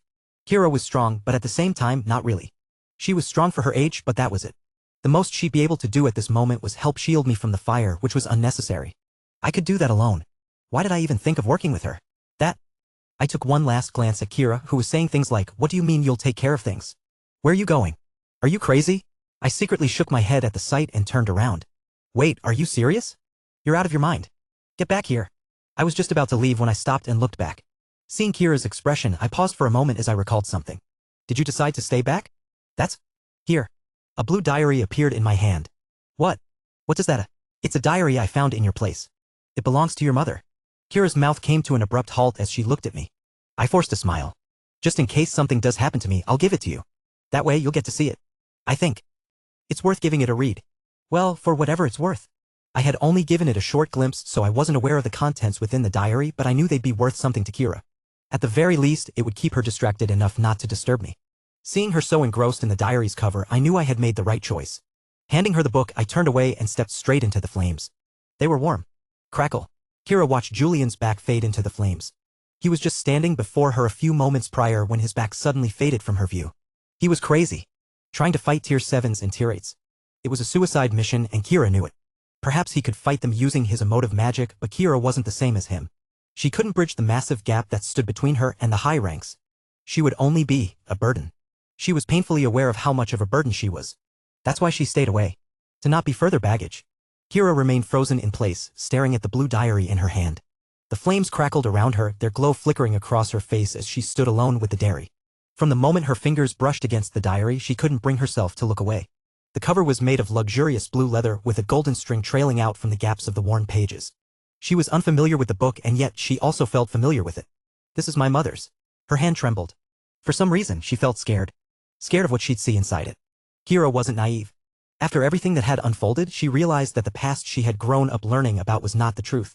That her perfect and warm mother wasn't as perfect as she thought her to be. And that scared her. It really scared her. Crackle. Amidst the crackling flames, Kira stood motionless, her mind drifting into a strange daze. It was at that moment that a certain conversation from her past resurfaced in her thoughts. Strength doesn't come from pretending that pain doesn't exist. Pain does exist, and ignoring it just means ignoring all of your problems. The more something hurts, the bigger the problem. It was a very cringy conversation. One that Kira tried hard to forget. But at the same time it was hard to forget. Because she knew he was right. Strength comes from when you realize that pain does exist and that you can't ignore it. Ah fuck. Kira clenched her teeth. Life doesn't pause for us. I know. It moves forward relentlessly. You don't have to tell me that. Just as we should. And I'm trying. It's about honoring what was while making room for what could be. I know. That's how someone grows. Crackle. Amidst the silence, Kira stood, surrounded by the crackling of the fire, before finally reaching for the diary and opening the first page. There's nothing better than spring. It's sweet and tender, but also painful, because it reminds me of the freedom that I can never have. My daughter. I hate her. That moment. Kira started to burn. Rose felt her body lift off the ground, thrown several meters back. As she skidded to a halt, she raised her head to see a shadow move before her, causing her entire body to tense. She grew especially apprehensive at the sight of the enormous hammer that pierced through the air and whistled in her direction. Fuck. A small shield materialized in front of her as she crossed her arms, bracing herself. Bang. She felt a devastating blow shatter her shield, sending her hurtling backward and crashing into several trees. As the flames roared around her, another figure materialized behind her. Before Rose could react, blood sprayed into the air as several large ice spikes impaled her, striking multiple points on her body. The attack came so suddenly and unexpectedly that she didn't have a moment to react before it struck. Thump. Rose instantly dropped to one knee, her body faltering as the flames around her began to die down. It was just as she raised her head in an attempt to retaliate that she realized something. Ah! She was surrounded on all sides. This. Stop your pointless struggle. You might have been able to cause trouble if you were fighting us one by one, but you're not. The one speaking was none other than the Crimson Squad leader. She no longer appeared as calm and relaxed as before. It wasn't because she felt threatened by Rose, but because of something else entirely. Do you not feel the presence of the little girl at all? I don't. Indeed, it was regarding Kira. Rose had indeed made the right choice by entrusting her to him. Though she knew Julian was part of the same organization, she also sensed that he was more like Dawn, indifferent to all the internal affairs. She could tell that for whatever reason he didn't want Kira to be killed. She saw it from his expression before anything happened. That was what prompted her to free him as well. For now, it appeared to have been the right decision, especially since they couldn't detect the two at all. Like this, I can feel like I've completed my job. Rose silently gazed in the direction of the Crimson Squad before her eyes settled on a distant figure, casually leaning against one of the trees, watching her. She half smiled at her before speaking. Are you satisfied with this outcome? I am. But you're going to die. So what? Dying sucks, you know? I'm talking from experience. Then why did you die? You're not going to answer? Ha! Why did I even think you would? Rose mockingly smiled. Her action was enough to arouse the attention of the Crimson Squad, in particular the leader, as she looked back. From the start, she had felt Rose being distracted. This wasn't the first time that she had seen her look elsewhere during the fight. She had checked multiple times for any other presence but felt nothing at all. Yet, as she stared at the mocking smile on Rose's face, the Crimson Squad leader began to feel a creeping sense of paranoia. It was for that reason that she decided to end things there and then. Raising her hand, she prepared to slash down at her neck, killing her with one blow. It was just as she was about to do that when... Plaque! A purplish-green hue appeared and she halted her hand. Watching the greenish hand emerge from the ground, she gazed at it nonchalantly before it shattered into pieces. It was also then that the space behind them wobbled and a figure emerged. Turning around, the Crimson Squad leader's brow rose. It's you. It's me. Julian answered, his tone and voice sounding extremely detached. Turning his attention towards Rose, he spoke. I'll need you to spare her. There's something that I need from her. Chapter 569. Why do you keep haunting me? 4. Crackle. Massive flames raged, silently spreading and consuming more trees, growing larger with each passing second. A thick cloud of smoke billowed into the air. What is going on? There's a fire. The Milne family was instantly on high alert at the sight of the flames. Emerging from the estate was none other than the Viscount, his gaze fixed on the distant flames, his face marked with a frown. Is that where they've run off? The Viscount was fully armored and equipped. In the wake of the events at the household, the entire Milne family force had been mobilized to track down Rose. Despite the calmness that the Viscount exhibited, he was inwardly extremely worried. Is Kira all right? I hope she's okay. If anything happens to her then. The only reason why he was still keeping himself in check was because he had been warned in advance by the princess, informing him of how she had called the Megrail forces in advance in order to follow Rose. The flames in the distance were most likely from the conflict between the two. Given their skill level, there was no need for the Viscount to worry. And yet, he still couldn't help but worry. Viscount. Snapping the Viscount out of his thoughts was a soft voice. Upon turning his head, he saw several figures standing not far from him. They all appeared to be wearing their own equipment. Ah, princess. Standing at the helm was none other than the princess, who looked towards the distant flames with an even expression. She softly smiled at the Viscount. Please do not worry. I've been told that they've already arrived and are currently holding the assailant back. If we hurry now, we should be able to reach them soon. I'm relieved to hear that. Although he said that, the Viscount's face remained tense. Seeing this, Aoife bitterly smiled. She could see that her words weren't getting to the Viscount. Then again, she really couldn't blame him. From what she observed, he really seemed to care for Kira. And yet, the two didn't seem to get along with each other. No, it's more like Kira doesn't get along with him. Whatever the situation was, Aoife didn't want to pry any further. Right now, there were more pressing matters at hand. At the very least, she felt at ease knowing that her family forces had already managed to stop Kira's crazy aunt. Aoife was just about to contact them again when a hand suddenly pressed her shoulder. When she turned her head, she saw a pair of gray eyes staring at her. Leon? Aoife felt her heart sink at the sight of his face. It was grave. We need to hurry up. Leon said, his voice extremely low. What? My skin. Leon suddenly pulled his sleeve, displaying his skin. It was there that Aoife saw it. The hair on his arm. They were all standing. Something about the situation is off. The silence around me was eerily unsettling. With so many eyes on me, I struggled to swallow. Nonetheless, I knew that I had to maintain my composure. I had no choice but to. I'm sure you can spare her for me, can't you? As I spoke, I turned my gaze toward the woman I assumed to be the squad leader. Her eyes were fixed on mine, and I could feel my skin prickling under her intense stare. How unsettling. Something about her felt incredibly uncomfortable. It was difficult to explain, but every time I tried to look at her, her silhouette seemed to blur, making it hard to focus. It was as if my eyes instinctively turned away from her. Was this some sort of skill? You want us to leave her alone? Her tone was cold enough to give me the chills. I nonetheless remained calm and quietly nodded. That's what I said. Oh, I see. The squad leader suddenly smiled, nodding as if she understood my request and was willing to go through with it. My heart sank then. The more willing someone appeared, the less likely they truly agreed. At least, that rule always seemed to hold true for this bullshit organization. That was when time suddenly seemed to slow down for me as the squad leader suddenly raised her hand. My entire body tensed and my mind processed everything, and yet, I found myself unable to move at all. She was simply too fast. PFTT. Her hand slashed. Blood suddenly sprayed in the air and an arm flew in the air. It wasn't mine. Thump. A faint, muffled thump echoed through the air. I didn't need to look back to know what it was, and when I focused my eyes again, I saw the squad leader staring at her finger, now stained with red. She directed her gaze towards me shortly after. I don't understand what gave you the idea that I'd listen to you. Her voice was cold, as if what she had just done was nothing more than a trivial act to her. I'll make one thing clear to you now. I don't serve Dawn. I serve a different seat. The only thing I'm supposed to do is not kill you. Anything other than that is meaningless to me. Whether you wish for me to do anything that is not something you can do. Know your place. A sudden wave of suffocation flooded my mind as I struggled to maintain eye contact with her. Something about the pressure she was giving was extremely intimidating. Ah shit. I nervously swallowed my saliva. Things had turned out to be a lot harder than I had originally anticipated. Even so, there were still several things that I managed to observe throughout everything that happened. She should be talented in both the body and spirit paths. From her previous speeds and attacks when attacking Rose to the weird changes in her eyes. These were the reasons why I hadn't bothered to sneak up on her and ambush her. Because I knew it'd be meaningless. This was especially so to someone who specialized in spirit magic. For those specialized in the spirit field, tracking someone through their mana was unnecessary. They could sense a soul's presence directly. It was for this reason that Lament of Lies was somewhat meaningless. Of course, if I had a certain owl with me, then the situation would be different, but unfortunately, Almighty was nowhere in sight. I would have most likely been the one to have lost an arm had I tried to sneak up on her. Of this I was sure. Drip. Drip. A faint dripping sound filled the air as I swallowed quietly. I wasn't sure if it came from my own sweat or the blood trickling from Rose's arm. Perhaps it was a mix of both, further adding to the unsettling atmosphere around.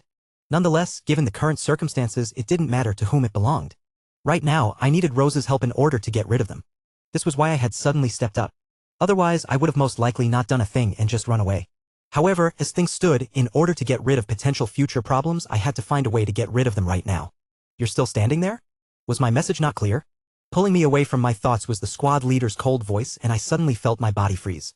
As though the surroundings had suddenly turned into ice, I found myself unable to move at all. What in the... Panic set in as my mind spiraled with a flood of unnecessary thoughts. Desperately, I tried to pull myself out of the situation, but the more I struggled, the deeper I sank into the cold that surrounded me from all sides. It tugged at me from all sides, dragging me further into the icy quagmire. However, amidst my struggle, a part of me remained lucid. It was also that part of me that realized that despite being cold, I wasn't trembling. No. I quickly snapped out of it. Blinking my eyes, I locked eyes with the squad leader. It was then that I noticed her eyes. They were hollow. As expected, it was some sort of mind illusion. I broke out into a cold sweat. What a terrifying attack. I thought about freeing myself from the sudden attack but then decided against it. As things stood, the only way for me to turn the situation around was through touch. If I just managed to touch her and use my emotive magic, then... Just as my mind churned with all sorts of plans, I noticed a subtle shift in the distance. It was subtle, but I managed to spot it. At that moment, a pair of crimson eyes emerged from behind one of the bushes, locking onto me with an unwavering gaze. My heart almost leaped out of my chest at the sight of them as I recognized the pair of crimson eyes. Kira. No, is that Kira? At first, I thought it was her, but as I stared into those eyes, something about them felt off. They felt... dead? What is? No, wait. My eyes widened in horror when I saw Kira suddenly move out of the bush she was hiding in. Rustle. A rustling sound suddenly echoed in the air and everyone's attention shifted towards Kira, who walked out with the same lost look as before. Oh no. Seeing her like this, a thought suddenly struck me and my expression crumbled. Was it the diary? What about the diary caused her to suddenly change like this? I almost regretted giving her the diary without looking through it more carefully. I thought it would be a way to keep her distracted while I took care of things, and yet? Oh? Why is everyone showing up all of a sudden? Do you guys just love making my job easier? With a sudden smile, the squad leader extended her hand. No, wait. I tried to stop her, but it was useless as her figure faded, appearing right before Kira. Just as she arrived, the squad leader looked at me. Let me guess, you want me to spare her as well? No, like I said, know your place. The squad leader's voice turned cold once more as she raised her hand. It was then that it happened. Just as the squad leader was about to strike, Kira's lifeless eyes fixed on me. She extended her hand slightly and suddenly my hand was engulfed in darkness. The next thing I knew, I felt my hand press against something. When I looked up, I saw it. My hand. It was touching the back of the squad leader. It was just that. It was only my hand that was there. I was still where I was before. I had no idea what was happening and I found myself quietly mumbling. Sadness. Chapter 570, Why do you keep haunting me? 5. Drip. Wow, you've lost an arm and you're not screaming? Drip. I'm impressed. I didn't think you have that type of willpower in you. The sister that always used to cry has finally grown up. Drip. Drip. Rose's mind was clouded, her vision blurred as she struggled to see ahead. Her right side was numb and she could barely focus, let alone think clearly. The only thing that continued to persist was the annoying voice of her sister. It just continued. You cry for hours for the stupidest things, hee. You still do, but not as much. And it didn't stop. Still, at the rate things are going, I don't know how long you'll last. I'm worried we'll be seeing each other soon. Well, I don't mind. Rose knew this was all a fabrication in her mind and yet she couldn't make it stop at all. Even in death, her sister's image and memories refused to stop haunting her. Aya, make it stop. Now, why would you want to stop hearing my voice? That's sad to hear. And it also makes me want to speak more. How could she hate and miss a voice so much? Rose's lips trembled. However, the trembling didn't persist for very long. It was all of a sudden that she noticed a sudden shift in the surrounding atmosphere, and when she raised her head, she found a familiar figure appearing. Russell. Coming from one of the distant bushes, Rose saw Kira appear. Her heart stirred and her face blanked. And no, why would? After everything she had done. Why was she here? No, she should have seen this coming. Julian's presence was clear of that. Without him, how could Kira run? Ah! Pain finally seeped into Rose's mind as her chest rose and fell in unsteady breaths. She wanted to stand, to move forward, to stop whatever was unfolding, but the moment she tried, she froze. That was because her eyes. She finally took notice of Kira's eyes. Her entire body froze at the sight of Kira's eyes. They were a spitting image of my eyes? Her sister's phantom materialized beside Kira, gazing at her with that familiar, half-hearted smile. Yes. They look exactly how my eyes used to look. Don't you think so? There was amusement in her voice as she said those words, and Rose's entire body trembled. And no. She reached forward with her hand trying to find a way to stop Kira, but it was too late. The Crimson Squad leader had already appeared before Kira. Rose's entire body grew tense as she prepared to move, but it was just as she was about to do so that she suddenly realized something was off. Unconsciously, her eyes drifted to the right, focusing on Julian. Her eyes widened as she saw him move, his pitch-black hand lunging forward, piercing through the space behind the Crimson Squad leader, who had no time to react. The next sequences of actions happened extremely fast. Heek! The instant Julian's hand touched the Crimson Squad leader's back, a piercing scream tore through the forest. It was deafening, echoing through every inch of the surroundings. Everyone froze at the sight. Everyone besides Rose as she dashed forward. Swoosh! Flames engulfed her body as she surged forward in a blur. Stop! Stop her! By the time she moved, the Crimson Squad members reacted, but it was already too late. Rose had already appeared before the Crimson Squad leader, her hand thrust forward as a terrifying magic circle materialized, engulfing the leader completely. The Crimson Squad leader didn't even have time to react before getting engulfed completely, the flames from Rose's attack shredding everything behind her. Thump! Rose fell to her knees shortly after, her chest rising and falling repeatedly as her face paled. She was exhausted beyond belief.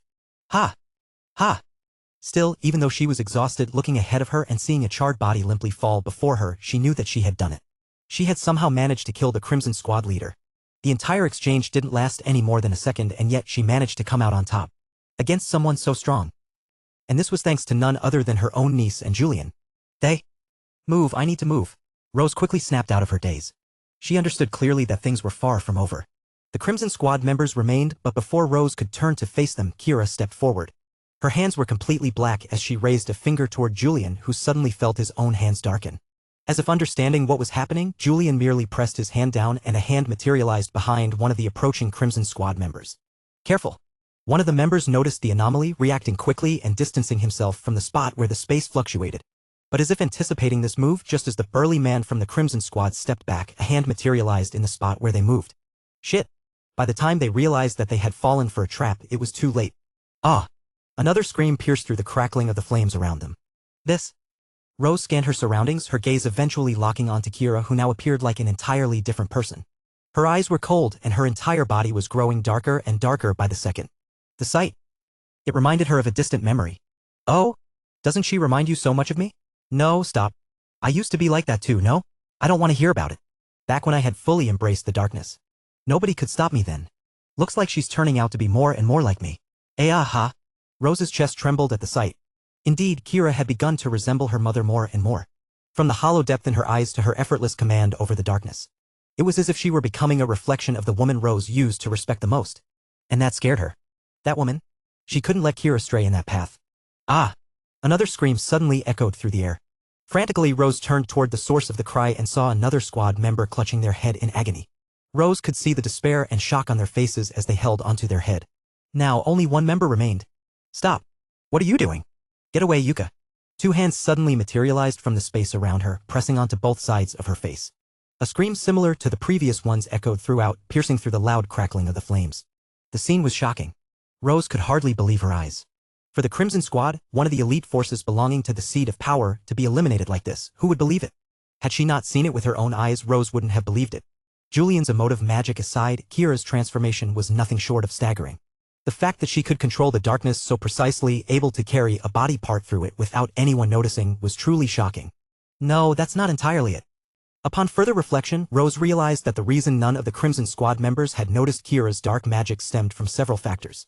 For one, their attention was always entirely on her while they dismissed Kira as the least threatening, overlooking her presence entirely. When the situation shifted, instead of redirecting their focus to Kira, they fixated on Julian, believing him to be the source of all the chaos. This, in fact, was their biggest mistake. Had they paid more attention to Kira then? It doesn't matter. It's already too late. Most importantly, Rose could foresee just how powerful Kira could become in the future when she utilized the skill properly. As long as no one was aware of her presence, she could swiftly shift the tide of any situation.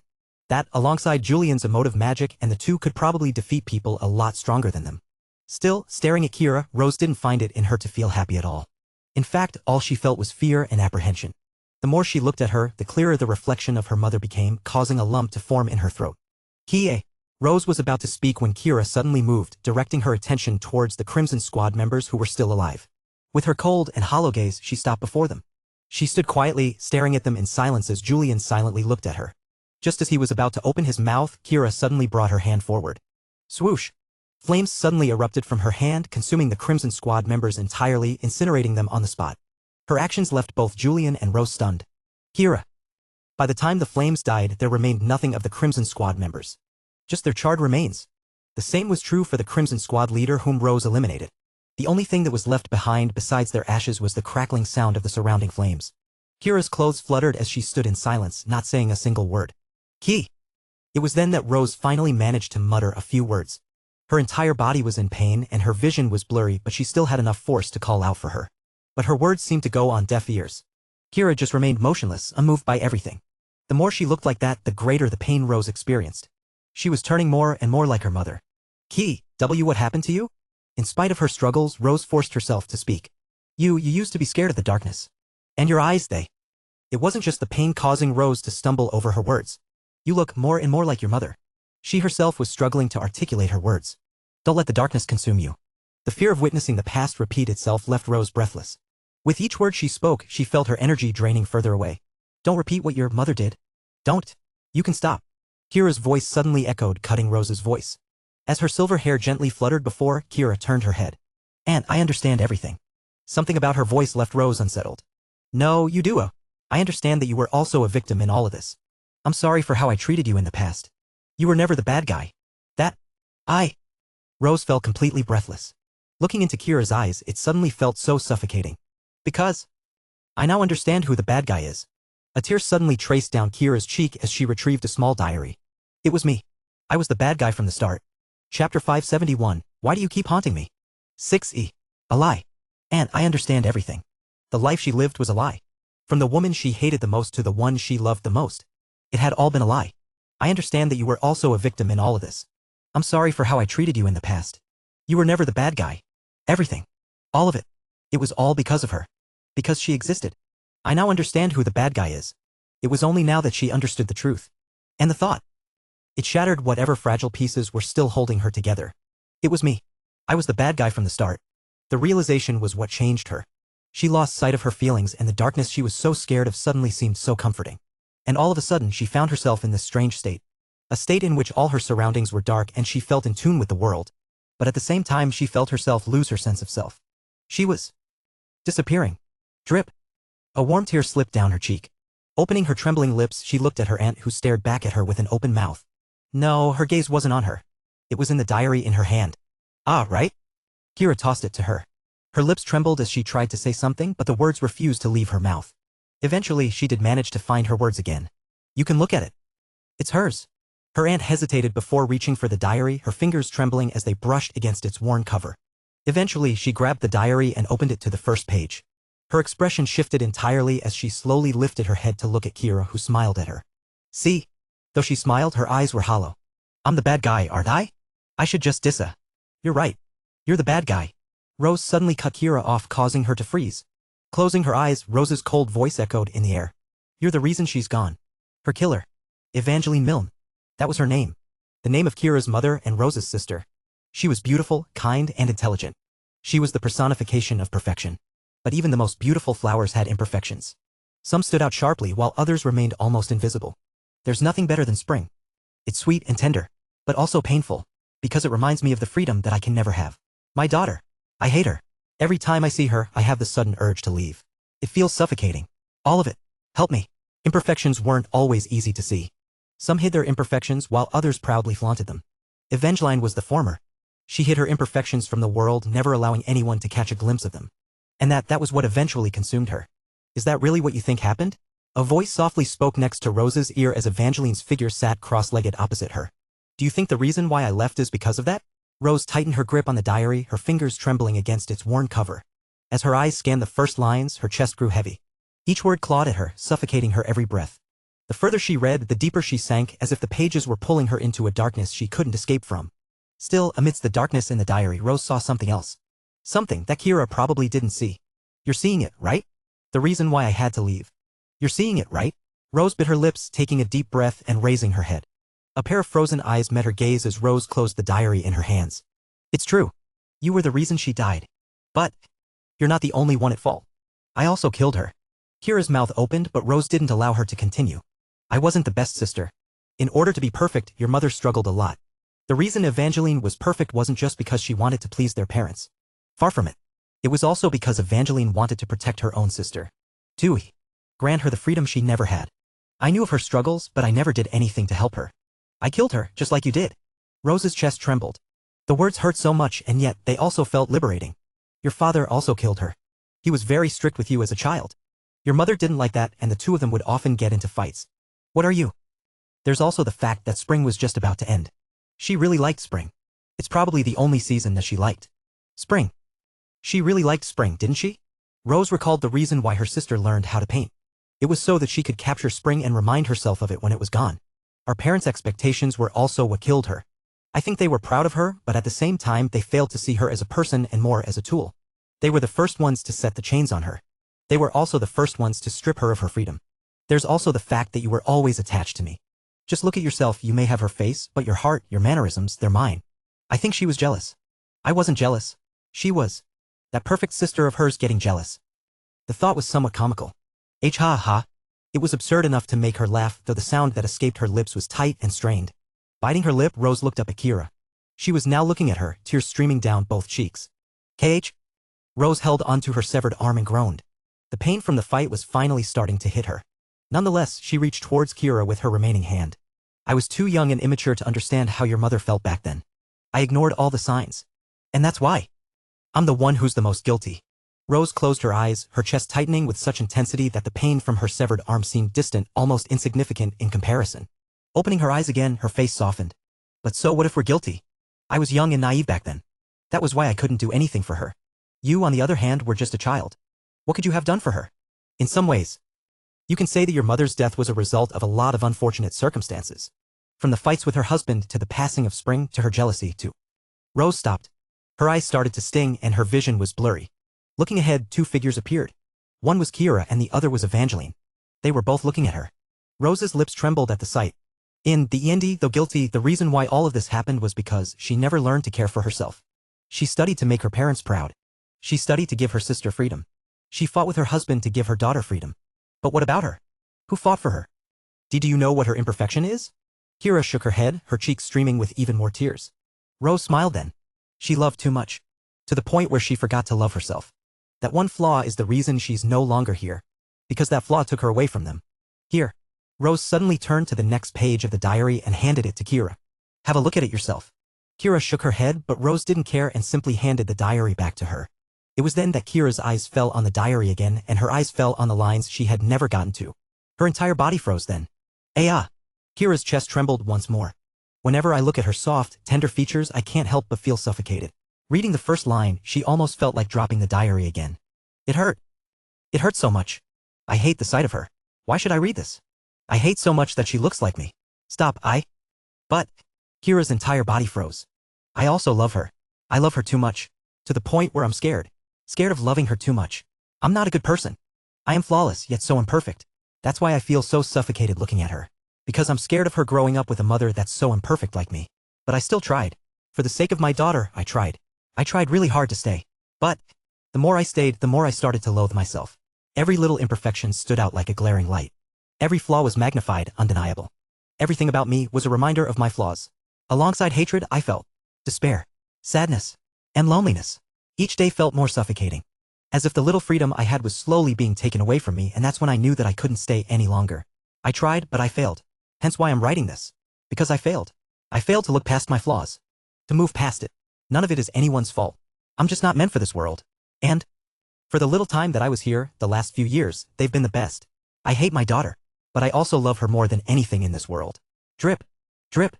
Several droplets suddenly stained the diary as Kira reached the end of it. For the first time since a while back, her eyes regained some clarity.